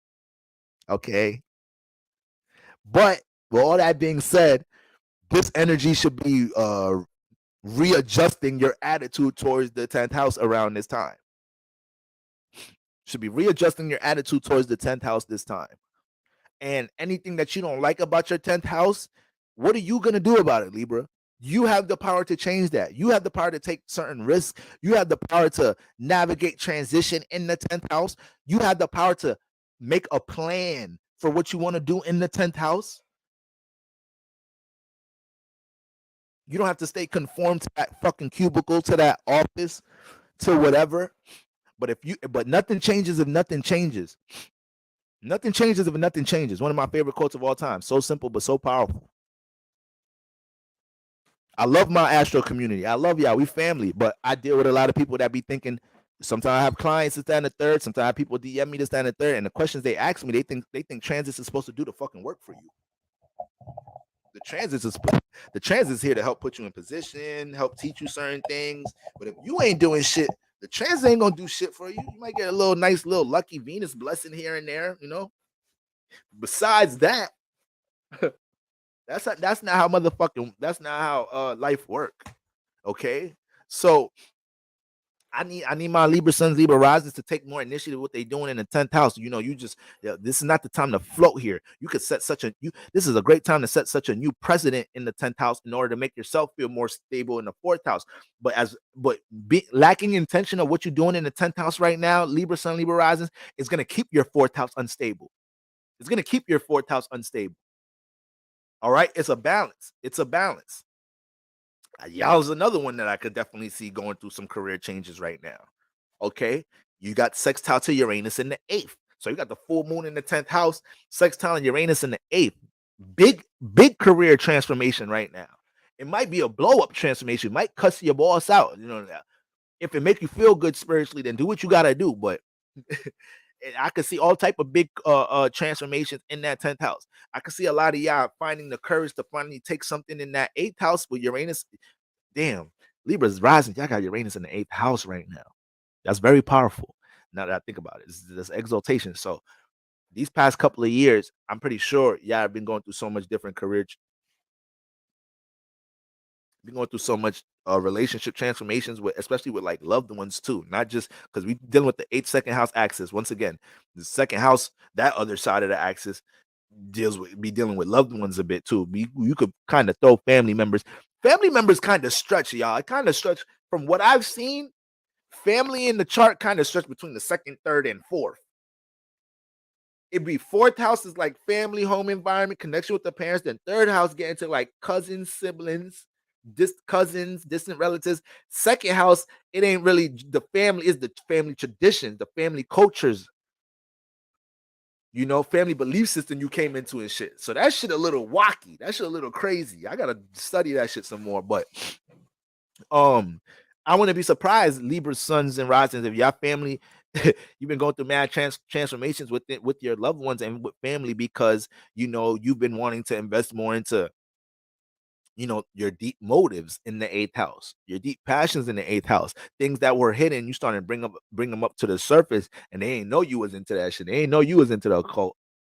Your parents didn't know you was a witch until they found your altar and found that vagina candle on the motherfucking found that penis candle on your shit.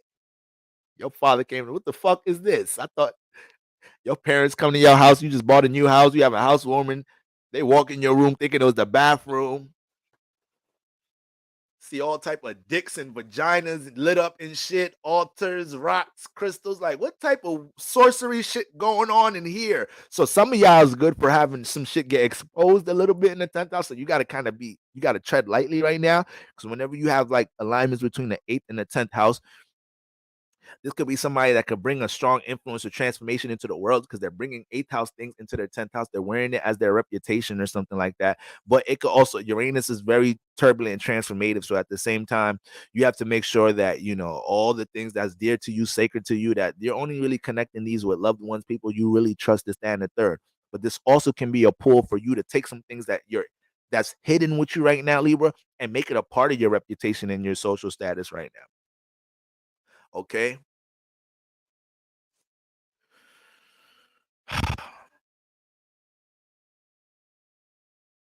Libra, you some relatable head ass niggas. So right now, with the full moon hitting your 10th house, Uranus in the 8th house, you can't be really taking too much people opinions and critiques right now with what you want to do in the 10th house.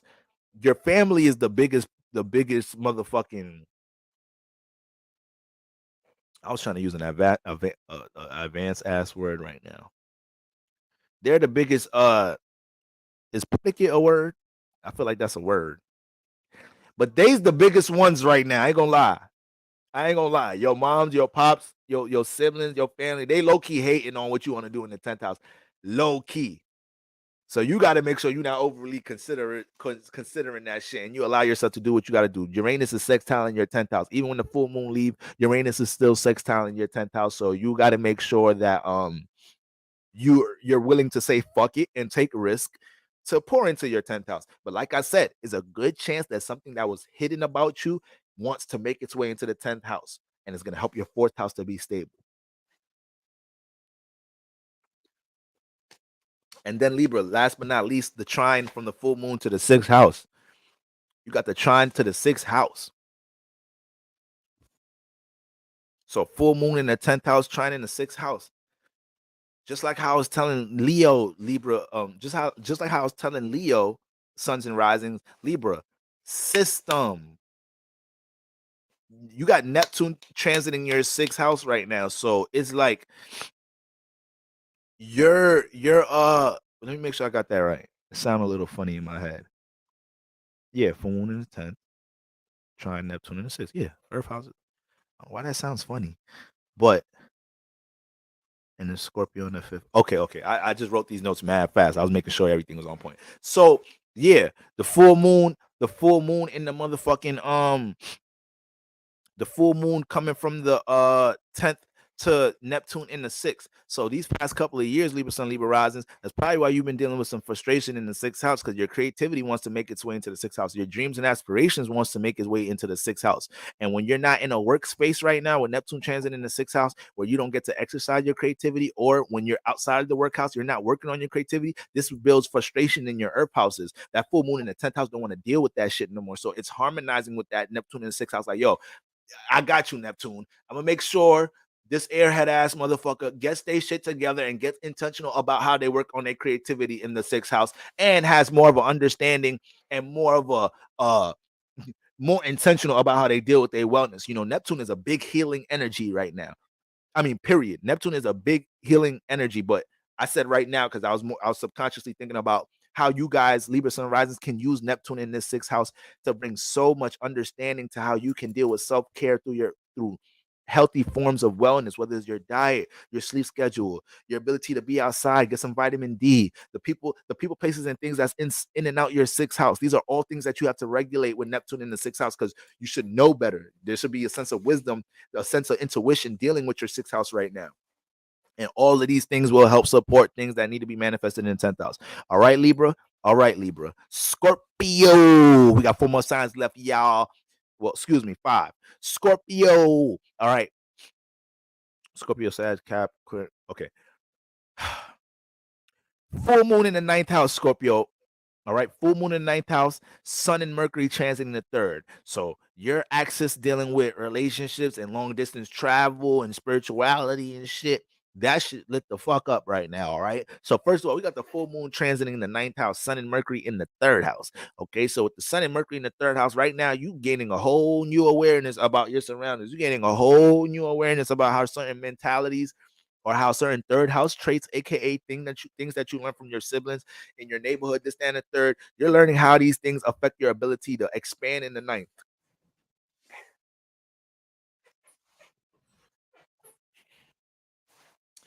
And then when we look at what's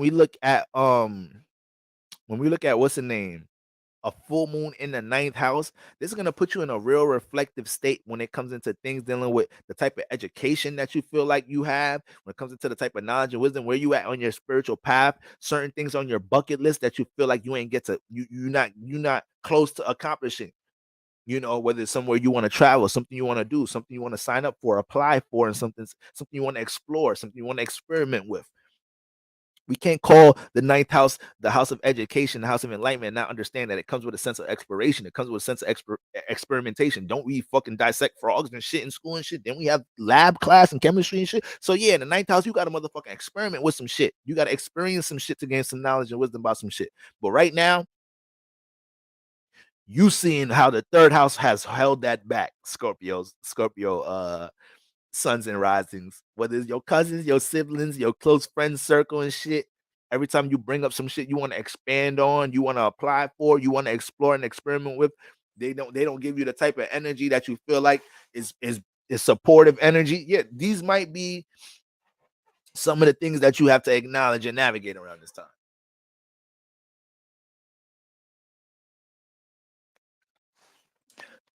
I could definitely see a lot of Scorpio placements bringing a lot of enlightenment to others, or developing certain brands, platforms, or within the midst of Capricorn season, not even just now, within this whole midst of Capricorn season, especially from the top of the season, because you already got Sun and Mercury transit in the 3rd house. So when you got the Sun and Mercury, especially Mercury in his home state in the 3rd house, you're once again, your persuasive, communication, relatable energies, abilities, these things is all motherfucking heightened around this time. So now that you got the full moon in the 9th house, now it got you reflecting on the knowledge you do have, on the wisdom that you do have, on the experience you do have.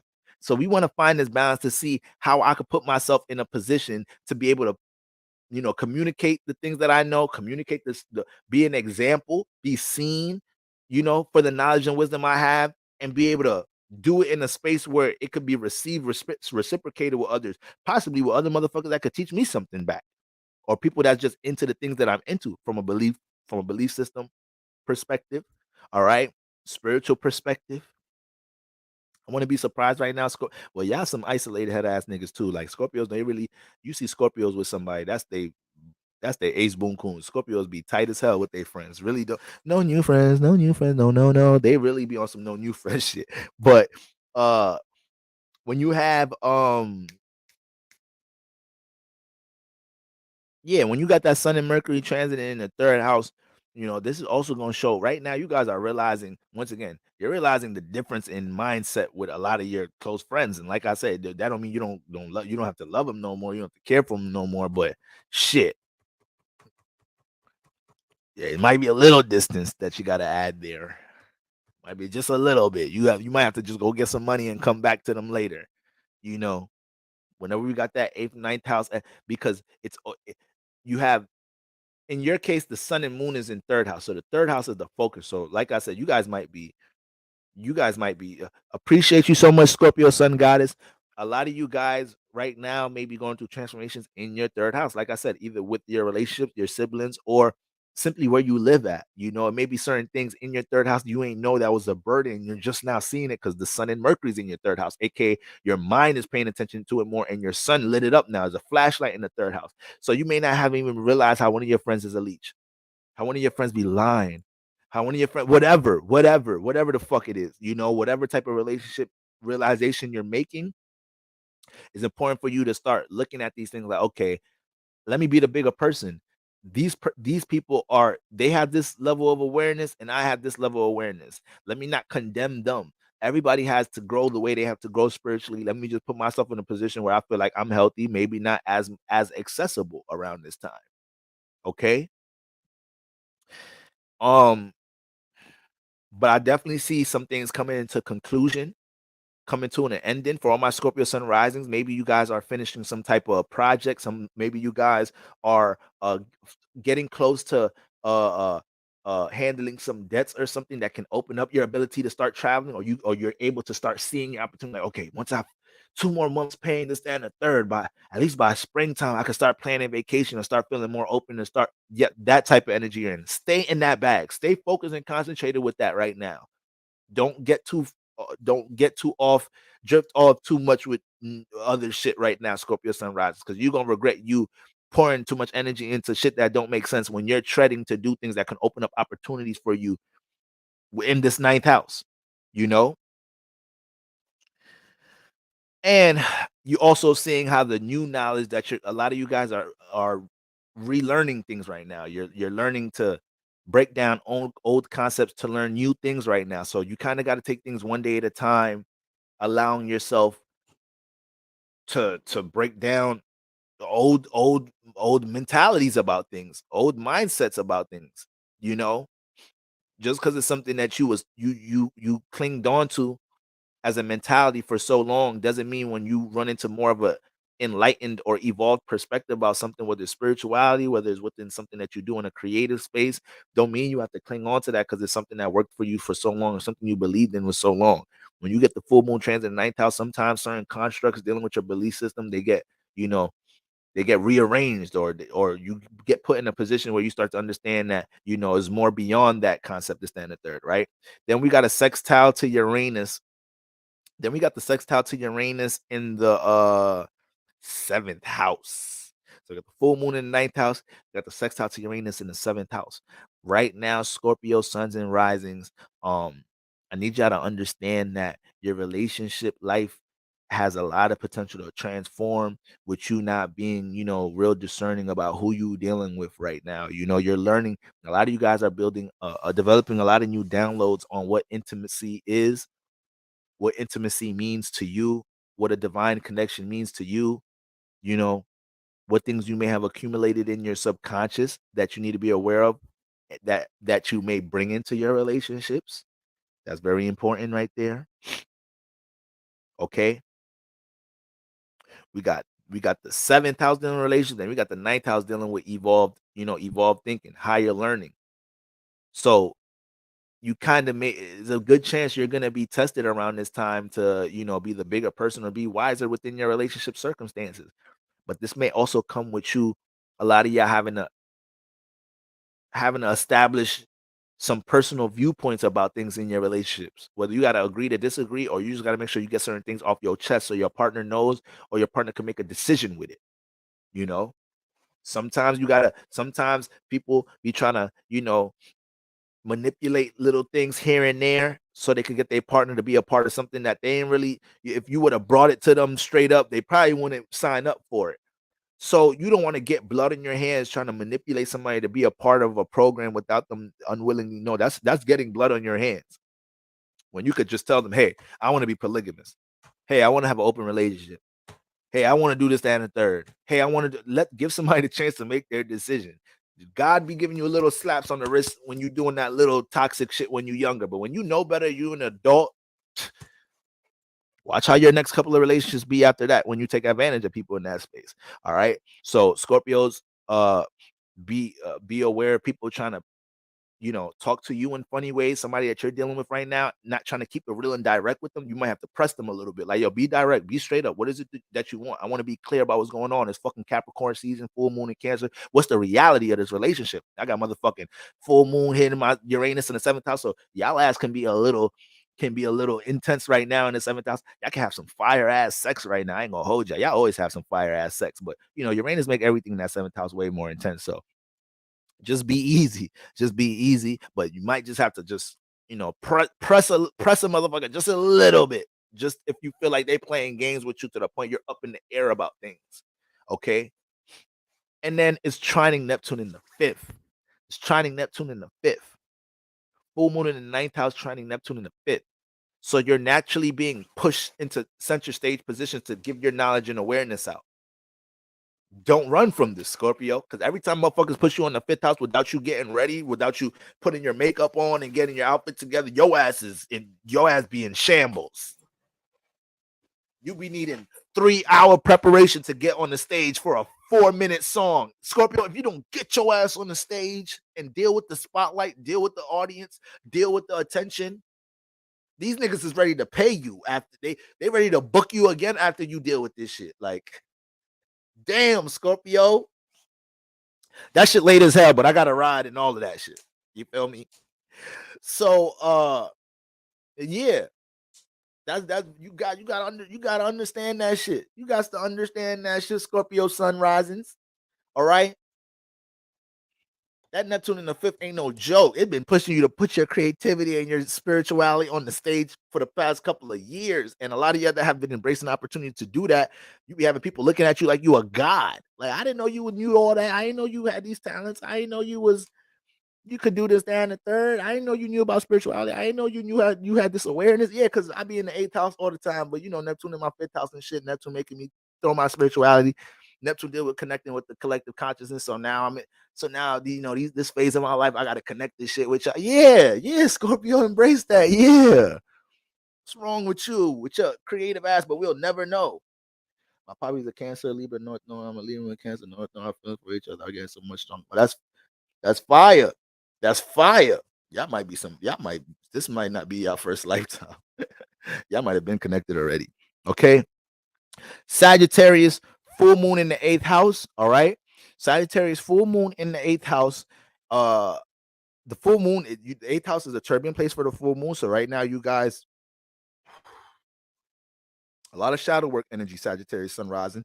All right. A lot of y'all came into 2023 on a high because there was a lot of favorable transits for y'all ending 2022. All right. But full moon is in the 8th house now. So y'all might have had a lot of fun in the past couple of months, but now it's time to see, like, oh damn, I've been wild. I've been drinking too much. Like, I've been wild. I've been fucking too much. Like, goddamn. Like, I just got mad people energies on me. Yeah, sit your ass down, Sagittarius sunrise. You got the full moon in the 8th house. It's time to navigate the shadows, trying to understand, what is in the subconscious that can or potentially play out as something that's a burden. All right. Or you're also bringing you awareness towards things that are burdens. Okay.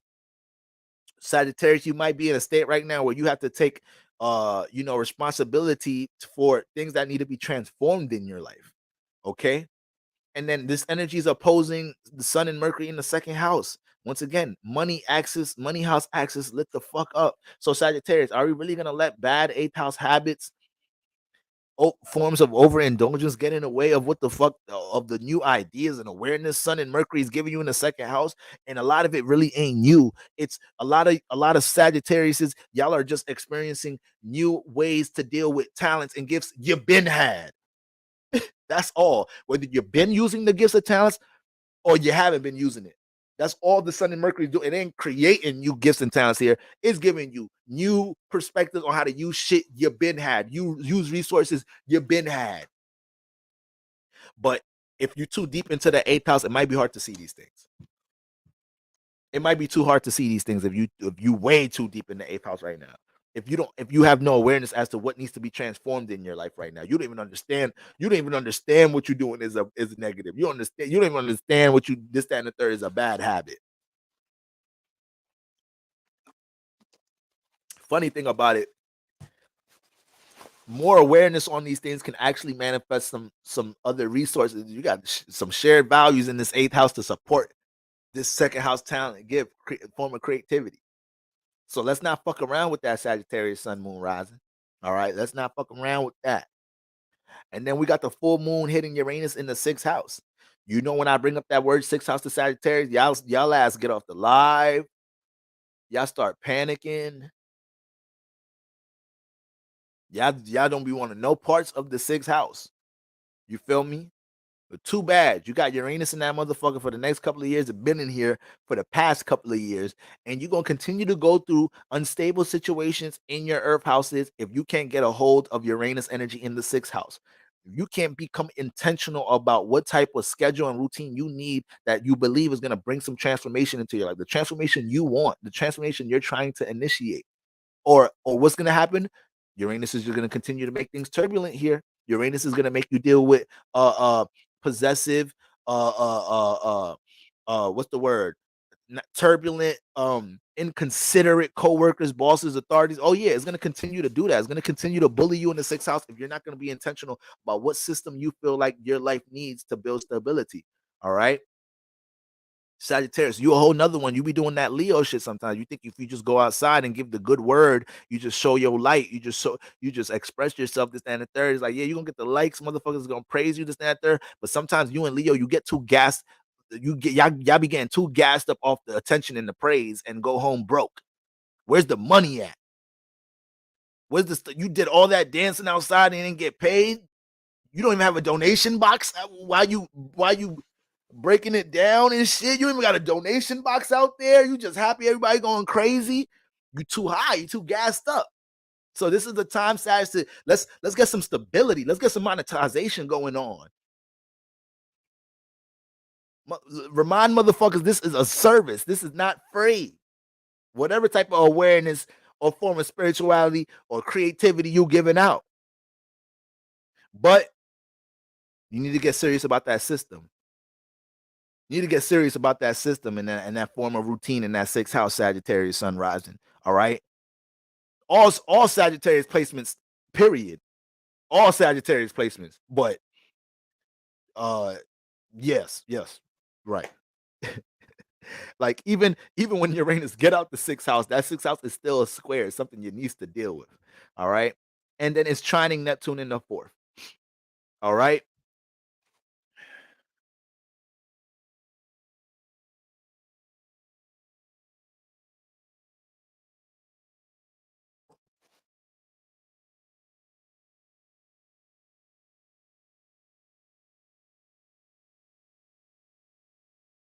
So yeah. Um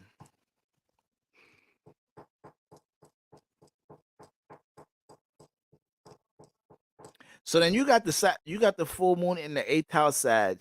Like I said, you could pull on a lot of other people's resources and get support from a whole lot of other individuals right now. If you get more stabilized about what do you want supported, like what type of creativity, form of stability, what do you want to be supported? That full moon can pull some energy out this eighth house right now. You can't see them, but that support will come. And then you got the trine from the 8th house to the 4th. So Sagittarius, don't feel the need to be jumping up in all festivities right now, all activities right now. Your ass need to be to your own feelings and thoughts right now. You be taking responsibility for trying to enlighten others, teach others, this, that, and the third. You need to teach yourself right now. You need to stay home and teach yourself. Read your own feelings and thoughts right now. Bring healing to yourself. Neptune in the 4th house is a fire placement, but sometimes you might have to go through some turbulent situations to realize how much trauma you really have. Because Neptune get real in them water houses, but it's such a healer though, you know. But sometimes in order to really heal, we have to understand, like, if the wound is that deep, then we can't really get to the real healing if we don't understand how deep that wound is, type shit. Okay. So Sagittarius sun rises, right now, like I said, the most important things right now for you guys is make sure you're navigating what's heavy on the subconscious, what's heavy on the shadow, understanding how you can have other certain things that you can have certain talents and traits. Like I said, Sun and Mercury in the 2nd house. This is all you're seeing right now. It's all you're being reminded about right now, Sagittarius, that you're good at this, you're knowledgeable at this. That's all you're seeing and hearing. You're seeing other motherfuckers that do shit that you do better than. The 2nd house always do that shit. 2nd house transits, especially the sun. So let's work on system. Let's be patient. Let's be patient with the routine and system, because y'all ass go to the gym for a week, be like, man, fuck this shit. You only went to the gym 1 week, Sagittarius. I'm gonna just do this. I'm gonna just do this motherfucking. I'm gonna just sip this tea, this flat tummy tea. Fuck this 6th house shit. This wellness, this, and that, third. Relax, Sag. Relax. Okay. And then that Neptune in the 4th house. So y'all are actually dealing with a lot of. I want to be surprised. Sagittarius actually dealing with some heavy emotion right now. I ain't gonna lie. The fire signs and fire and water placements. Fire placements, water placements, cardinal placements. That's damn near every fucking sign. It's only like 3 signs that don't fit into everything I just said. Okay? I'm catching up on the Scorpio rising. I'm waiting on a settlement, and being even more patient is killing me. You got to keep it easy. Got to keep it easy. Capricorn. Ooh, Capricorn. That should sound fire. Ooh, Capricorn. All right, Capricorn sun risings. Listen, okay. Full moon in the 7th house. Full moon in the 7th house. All right. It don't get more simple than this. Capricorn, you gotta make sure you weeding shit out with your relationship life right now. Capricorn, it might be a relationship. Capricorn rising moons, it might be some relationships going on in your life right now that you running from. So I know it's a full moon in the 7th house, and we talking about detaching, filtering, but you have to understand, like, yeah, I naturally say detaching and this, that, and the third, and releasing because it's a full moon, but the moon represents understanding as well. The moon also represents understanding. So,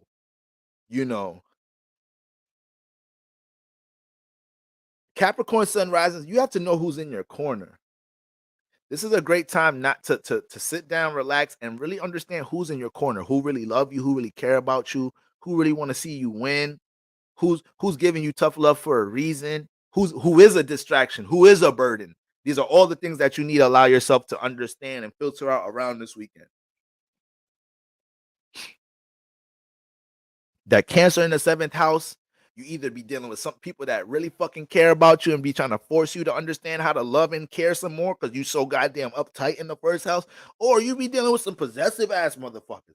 You be dealing with some motherfuckers that be trying to force you to love the way that you don't fucking love. That's not your love language, because it's cardinal water, so it could be aggressive with their emotional temperament. So this is why Capricorns can already be a little self-sabotagey, a little bit vulnerable with love, because they may have already dealt with a situation when they was emotionally invested. That person was a little bit too forceful, though, didn't give them that much grace, to deal with the love vibration and understand the care and understand how to give the care and connect. You was forcing me to do this shit. You was forcing me to love the way you wanted me to love.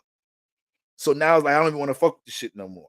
Okay, I'm speaking from personal fucking experience. Shout out to all my Capricorn suns and risings in the motherfucking building. Can I get an ashe if y'all in the building? So, with that being said, you got to take time to understand, like, yo, this person is not forcing me. This is actually, this person loved me. This person, this partnership, this is something that relates to what I'm doing. This, this friendship, this is a wholesome friendship. But this motherfucker right there, I got to get this motherfucker out of my life right here. I can't even think of one good thing about this motherfucker right here. Shout out to Leah Nicole Tarot. Happy solar return. Hope you enjoy your weekend. All right. And the rest of the season. Once again, happy birthday. Happy solar return to all my caps in the building. Okay.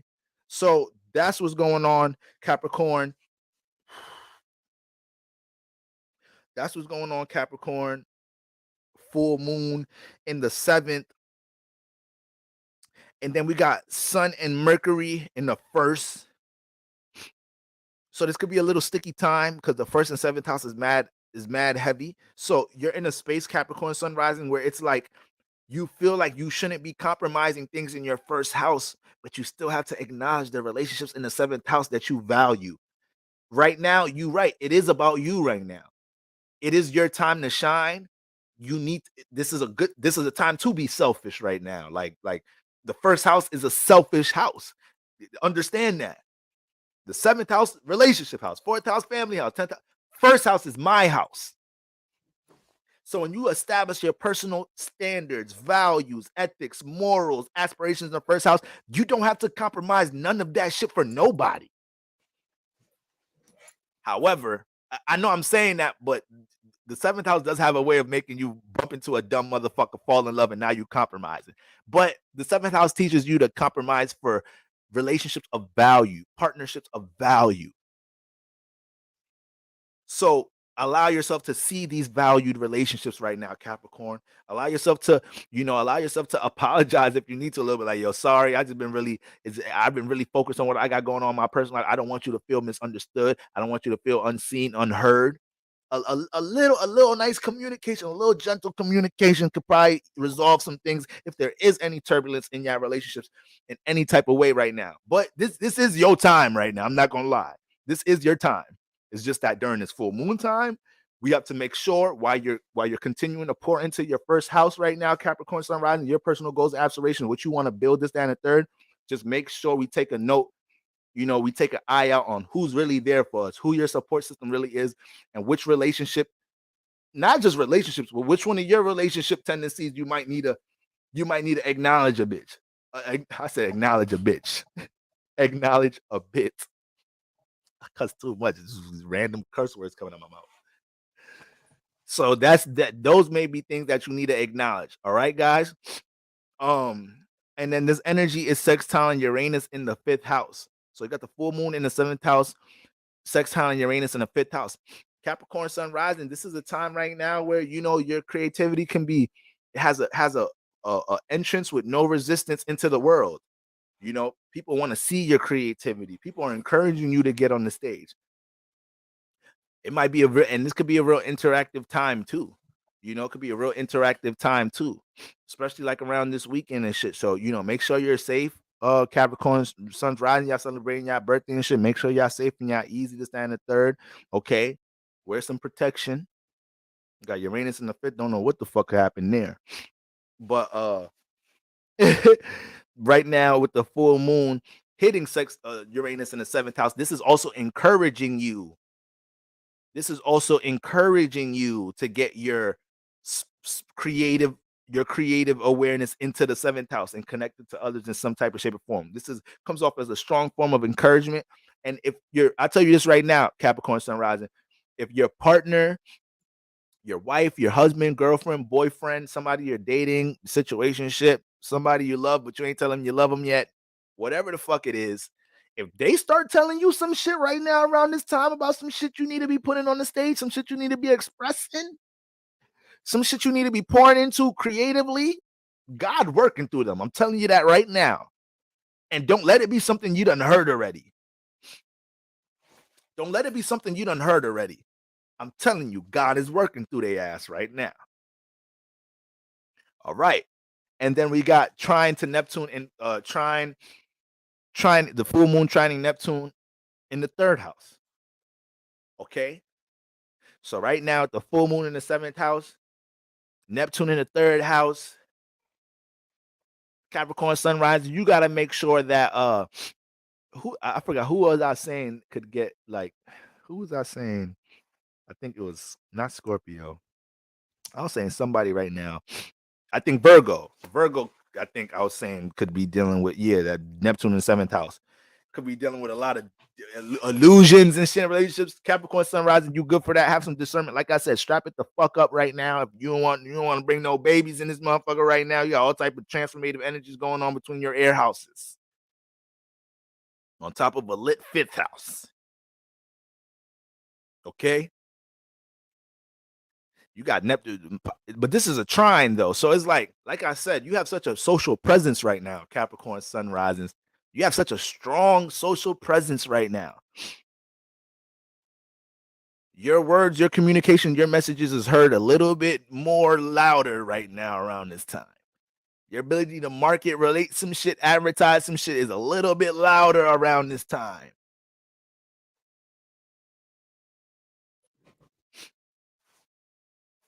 Okay? Very important to understand. But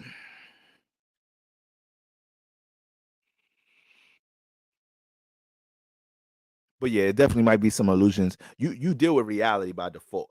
So it definitely may be some illusions, some blurry energies to work through in your relationships right now. AKA when the Capricorn sun rising start dealing with a lot of emotion or start gaining a lot of emotion in a relationship with somebody they're talking to, they kind of get a little crazy because they don't know how to really that's a Capricorn's low key a sign that's a little underrated when it comes to dealing with love. And Capricorn and the Saturn signs, we be dragging Aries, Virgo, and Scorpio because they're the natural debilitations of Venus. But next on the list will be kind of like Capricorn and Aquarius, a little wacky, a little unstable dealing with love. So if you are dealing with any type of serious connection, Capricorn sunrise, just be a little bit stable, be a little bit easy. Deal with love one day at a time, please. Try not to run from it if you know it's something that you value. Okay. All right. All right. I felt like I heard the Capricorn spirit say, all right, bro, I'm gonna try. All right. All right, guys. Aquarius. Aquarius full moon. Aquarius full moon in the 6th. All right. Listen, Aquarius. Let me tell you something, Aquarius. Let me tell y'all something right now. Y'all some of the most intelligent people I know. If the two signs that I attract the most in my life are Aquarius and Scorpios. Aquarius you guys are so fucking smart, but y'all ass could stay in your fucking head, and I can't stand that about y'all ass. You so smart, but just stay in that. You don't want to act on none of that. You don't want to take action on none of them ideas, none of that brilliant shit you thinking about. And what y'all do? Watch somebody else do some shit similar. Like, I've been thought about that shit. We know. I know. So the reason I'm saying is because the full moon in your 6th house. So what that means, the sun and Mercury been transiting the 12th. So all you've been doing is being in your head. Yeah, all you've been doing is you're already a high thinker. When I say high thinker, I mean your thoughts, your ideas are so expanded that it can overwhelm you when you start thinking about how to bring it down. But that's what comes with being so fucking intelligent and dealing with 11th house vibrations, abstract thinking, dealing with the unknown. This is why you guys can be mysterious, but seem so spiritually inclined and wise at a young age because your ability to continuously expand how you think outside of regular constructs. So it's not even about you being so intelligent. You just naturally challenge yourself to think beyond what everybody else is fucking thinking beyond, not conforming mentally to everything. So that's already how your mental construct works. But now we got Sun and Mercury transiting the 12th. So all you've seen is your high thoughts, high creative ideas, plus the potential, all potential energy, all creative awareness, all things you've already experienced and you already have wisdom about. So you can be in la la land around this time, Aquarius, if we don't utilize That full moon activating the sixth house, getting you to understand right now that all of these thoughts, so, these ideas can create so much results in the physical realm if we have some sense of a sixth house. Period. Is period. Aquarius sun rising. You're ruled by Saturn. So I understand like routines. We all humans. We all trying to figure out how to get this shit, how to do a bunch of shit down here. All right. I'm a whole Capricorn sun rising Saturn in the first house, and my black ass struggle with routine and scheduling and shit. All right. My time management is god awful. But okay, it's innately in you to understand the significance of these things by default, Aquarius sun rises. So when you got that full moon in that sixth house, you're gonna deal, you're gonna you I started this live at the peak of the full moon. So right now, guys, everybody, from right now till we go to sleep till we wake up in the morning, these energies, everything I'm talking about is at its highest peak. So it's like Aquarius right now, y'all, it's okay to feel a little frustrated because you feel like your thoughts should have you farther in your reality right now, but it's all right as long as you acknowledge how you've lacked a form of system, how you've lacked of your ability to consistently work on something. You're fixed. You're a fixed sign. You deal with consistency, but you're fixed air. And what planet is debilitating Aquarius? The sun. I'm in the same boat with y'all, Aquarius and Libras. Probably why I track y'all ass so much. We both don't got no fucking sun energy. So we be watching Leo and Aries. To us, Leo and Aries look unstable sometimes because they just acting, they just moving. But to Leo and Aries, we look like we not doing shit. We just thinking, talking about our ideas all day. Leo and Aries don't want to hear that shit. We got to learn to take a page from Leo and Aries and book, be like, yo, we got to be proactive. We got to take action on our ideas. Stop thinking about shit so motherfucking much. So I say all of that to say this is an easy time for Aquarius. You could just be in your head, in your thoughts, potential this, potential that. Y'all season is right around the corner. You about to go through a whole personal evolution. It's time to get more intentional about how we ground these ideas through a healthy sixth house. Your form of routine and schedule may not be perfect once you start trying to establish a new form of schedule and routine, but you learn as you go. Let 2023 be the year you make a shift with putting your thoughts into a container. Okay. Then we also have the sextile to Uranus in the fourth house. All right. Shout out to Aquarius. Appreciate the super chat. I'm gonna have to throw you a wrench, Aquarius. If I didn't already throw it to you already, I can't really see on stream. I'll be forgetting. I'm my own best friend right now. I'm not really interested in being entertained by stupid people. I've been feeling moved to get in front of the camera, but my Gemini rising be overthinking like a motherfucker. Listen, you all man, you Aquarius sun, Gemini rising. You gonna be like me. You gonna be up here talking forever. You better get your ass on the camera, Aquarius. You're gonna have a bunch of all that overthinking. Just press play and let your overthinking be verbalized out here. That's what I do. All the shit I be talking to y'all on the live stream and shit I be talking to myself about. Like, damn, this Gemini got this transit in here. So I tell you, like, oh my god, the zodiac is so divine. I just pour this shit on y'all asses. That's all. Damn, call me out subconsciously. Why don't you? Listen, we just spiritually uplifting around here. That's all.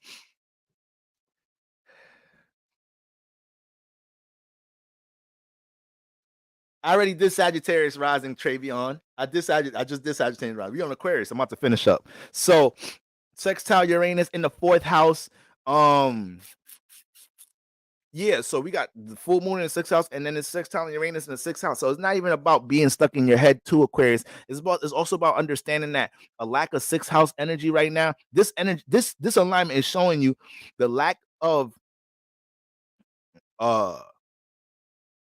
the sextile to Uranus in the fourth house shows the lack. I'm sorry, guys. I'm having a brain fart right now.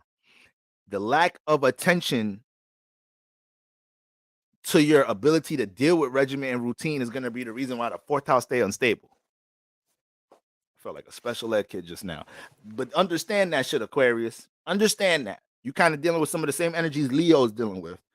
Y'all both have to learn how to initiate that sixth and 12th house axis a bit right now to see some things in your head or see some visions, right? Aquarius thoughts, ideals, Leo's visions, awareness to come down into reality right now.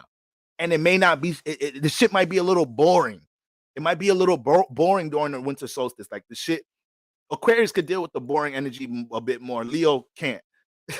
But learn to get boring is good sometimes, y'all. The fuck? Boring is fucking great sometimes. So understand that. Understand that. Okay?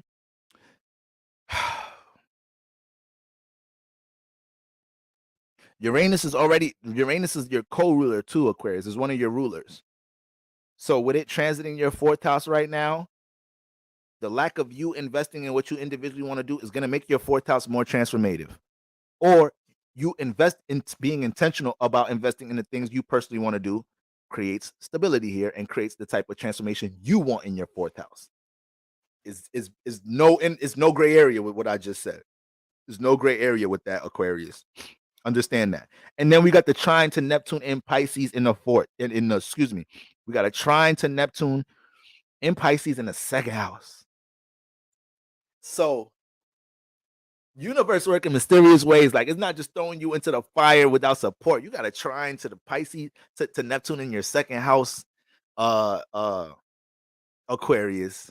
You know, so your career life right now, a lot of y'all are getting pushed to put y'all creativity and take a risk, and that's why I fuck with Aquarius. Y'all some risk taking ass niggas. That's why I think I attract a lot of Aquarius because I'm like an outlaw. Like I'm so plugged out the matrix and shit. I need to get more plugged out this motherfucker too. I need my sovereignty like a motherfucker. Something. I need to highlight one of my more people.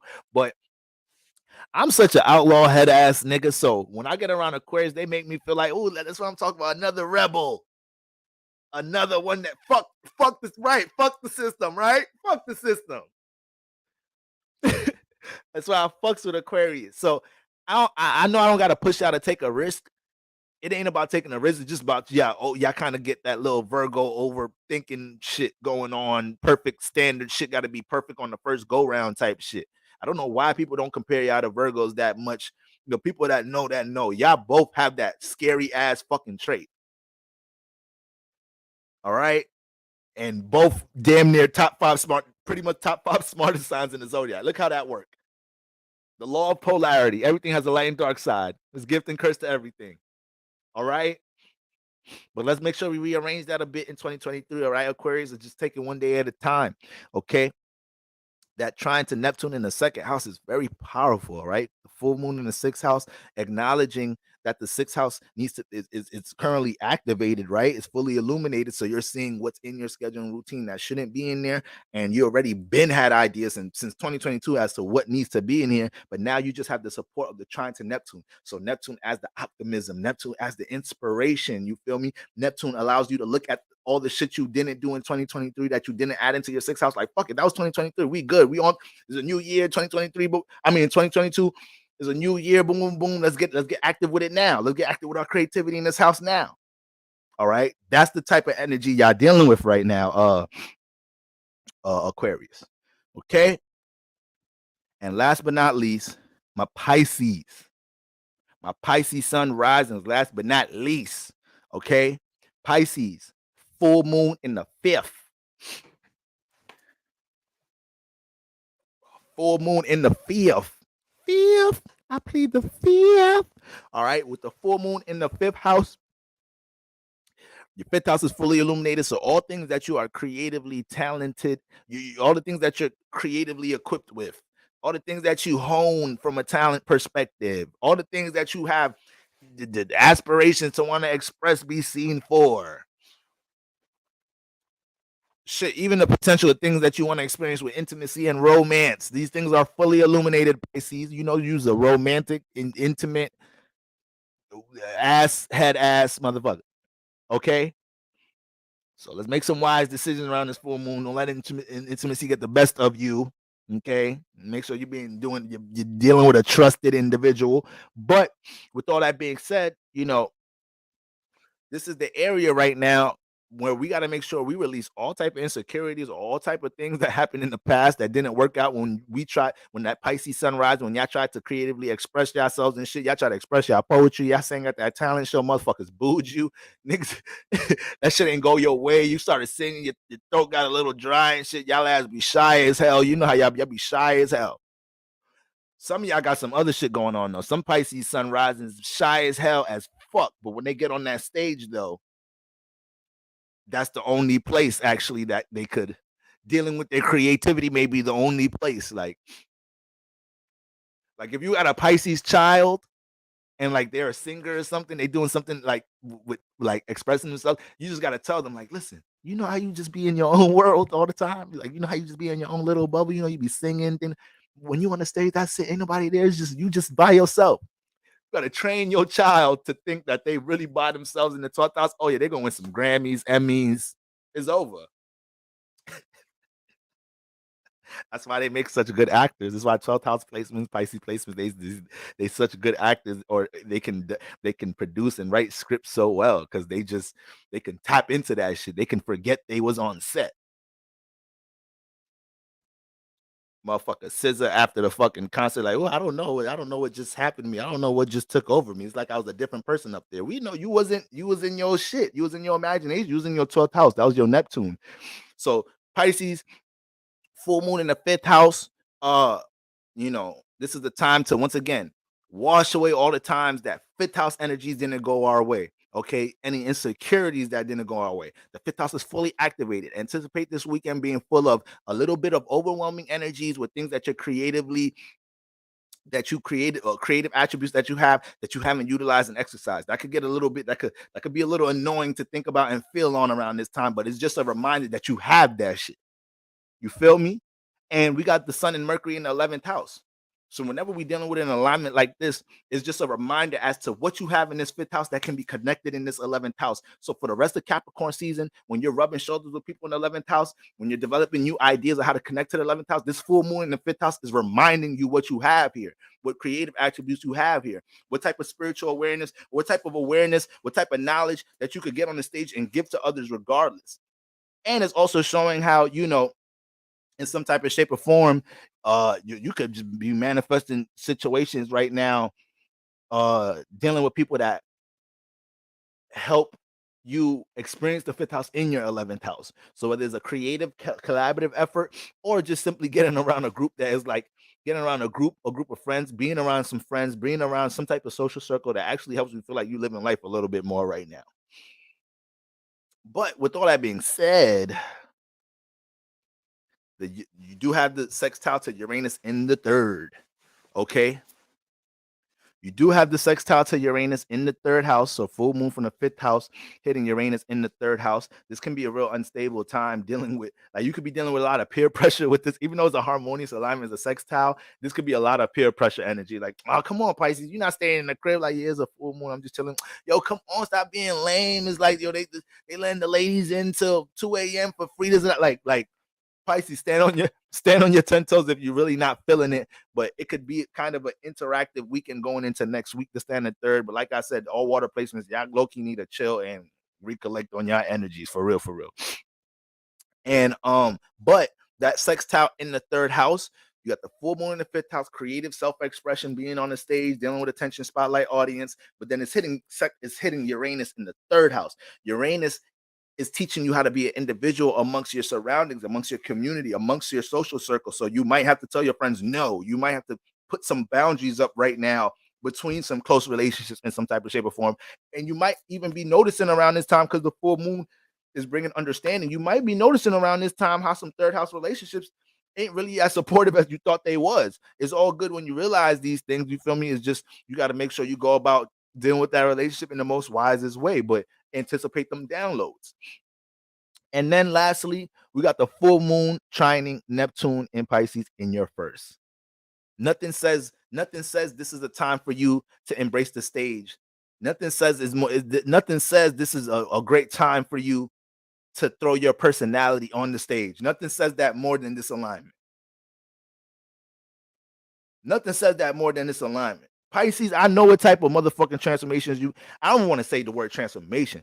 I know what type of how you've been evolving in this first house with your ruler in the first house these past couple of years. Like, motherfuckers ain't speaking about that transit for y'all. Neptune been home. So y'all whole first house, y'all could go through. I already know you're going, a lot of Pisces suns risings go through heavy shifts of feeling high and low with this, with Neptune, the ruler, being there, because in one state it could be so easy on Monday to see all your potential, and it could be so easy on Tuesday to start feeling so heavy because you're so high into your imagination and you looking at your reality and ain't nothing to show for it. So Neptune can have you riding a whole wave in the first house, but then again, you're going through, it's giving spiritual awakening energy, it's giving spiritual development energy, it's giving working through your subconscious energy, it's giving the understanding how to heal self energy, it's giving you need to put up boundaries because motherfuckers is snipping all that Neptune energy out of you. You already a Pisces sun rising, but now you have Neptune in the first house. So anybody getting into your first house, that should feel so good. It's like, damn, this should feel good. It's nurturing, it's nice and warm in here, it's cozy. So this is another reason why y'all ass gotta put some motherfucking boundaries up. Motherfuckers get a sniff of that Neptune energy and it be over. It be over. Niggas lose their minds. Okay? I'm always fucking telling my water placements to play some fucking boundaries. But nothing says, just let your soul glow, looking oh so silky smooth. Ain't nothing saying like letting your soul glow in the first house to that fifth house right now, Pisces Sun, Pisces Risings. Okay? I wouldn't be surprised if y'all getting forced into center stage positions. Y'all could be dealing with this with self-expression right now too. It could be your partner, it could be your boss, it could be your parents, it could be your friend, forcing you to express yourself about some shit. It don't even have to be in a creative way. And because it's a trine, you may feel encouraged and supported to actually get some shit off your chest that you probably would hold to yourself. All right. I had one of my Pisces, I had one of my Pisces ex-bays hit me up today. I'm like, okay, Mercury retrograde. Listen, Mercury retrograde, they've been coming out lately. This Mercury retrograde intense. I don't know, because I'm a Capricorn sun rising, but damn, I didn't know I was missed by all of y'all. I mean, I knew, but damn, I didn't know y'all was gonna hit a brother. Or do y'all just see me in New York? Y'all want to get some? Which one is it? I'm sorry. I already got some new bays right now. Like, so I'm sorry. I can't go backwards. Okay. So, but be easy right now, Pisces. Pisces sun rising. Y'all be talking about us air signs. Pisces be moving like an air sign sometimes. If you know, you fucking know. If you know, you know. Pisces be moving like an air sign sometimes. Mad flirtatious, smiling in everybody's face. They get real touchy with you. A Pisces girl will come up to me in a party. Oh my God, you so stupid, just touching me. Like, can you stop caressing my nipples, little Pisces woman? What's wrong with you? This is sexual harassment like a motherfucker. All right. But yeah, I love y'all. I really have a problem. I said this was going to be a 40 half an hour minute live. We just did another 3 hour live, but fuck it. Is in the name of spirituality. Once again, I got to catch this. I'm on my way back to Virginia tonight, y'all. So I'm all over the place. I'm about to be riding back mad late right now. I know my ride mad as hell. Like, I know this nigga did not get on lives. So listen, y'all. I love y'all. I love y'all. I hope this reading brought some clarity. Be easy this weekend. It's a full moon in Cancer. Our emotions is up here. A lot of us is, fuck if you're an earth but water sign, cardinals. We all's fucking sensitive as hell right now. But it's okay to be sensitive towards your own emotions, because that's what we need to be connecting to right now. We need to be able to read our own emotions, our own thoughts. If we're in tune with that, then we could navigate the external. But when you out of whack with this, everything else in the external becomes that much more of a challenge. Life is already fucking hard, y'all. Life already hard. All right, let's not make it this harder this week by ignoring the heart chakra. All right, family, I motherfucking love y'all. Peace.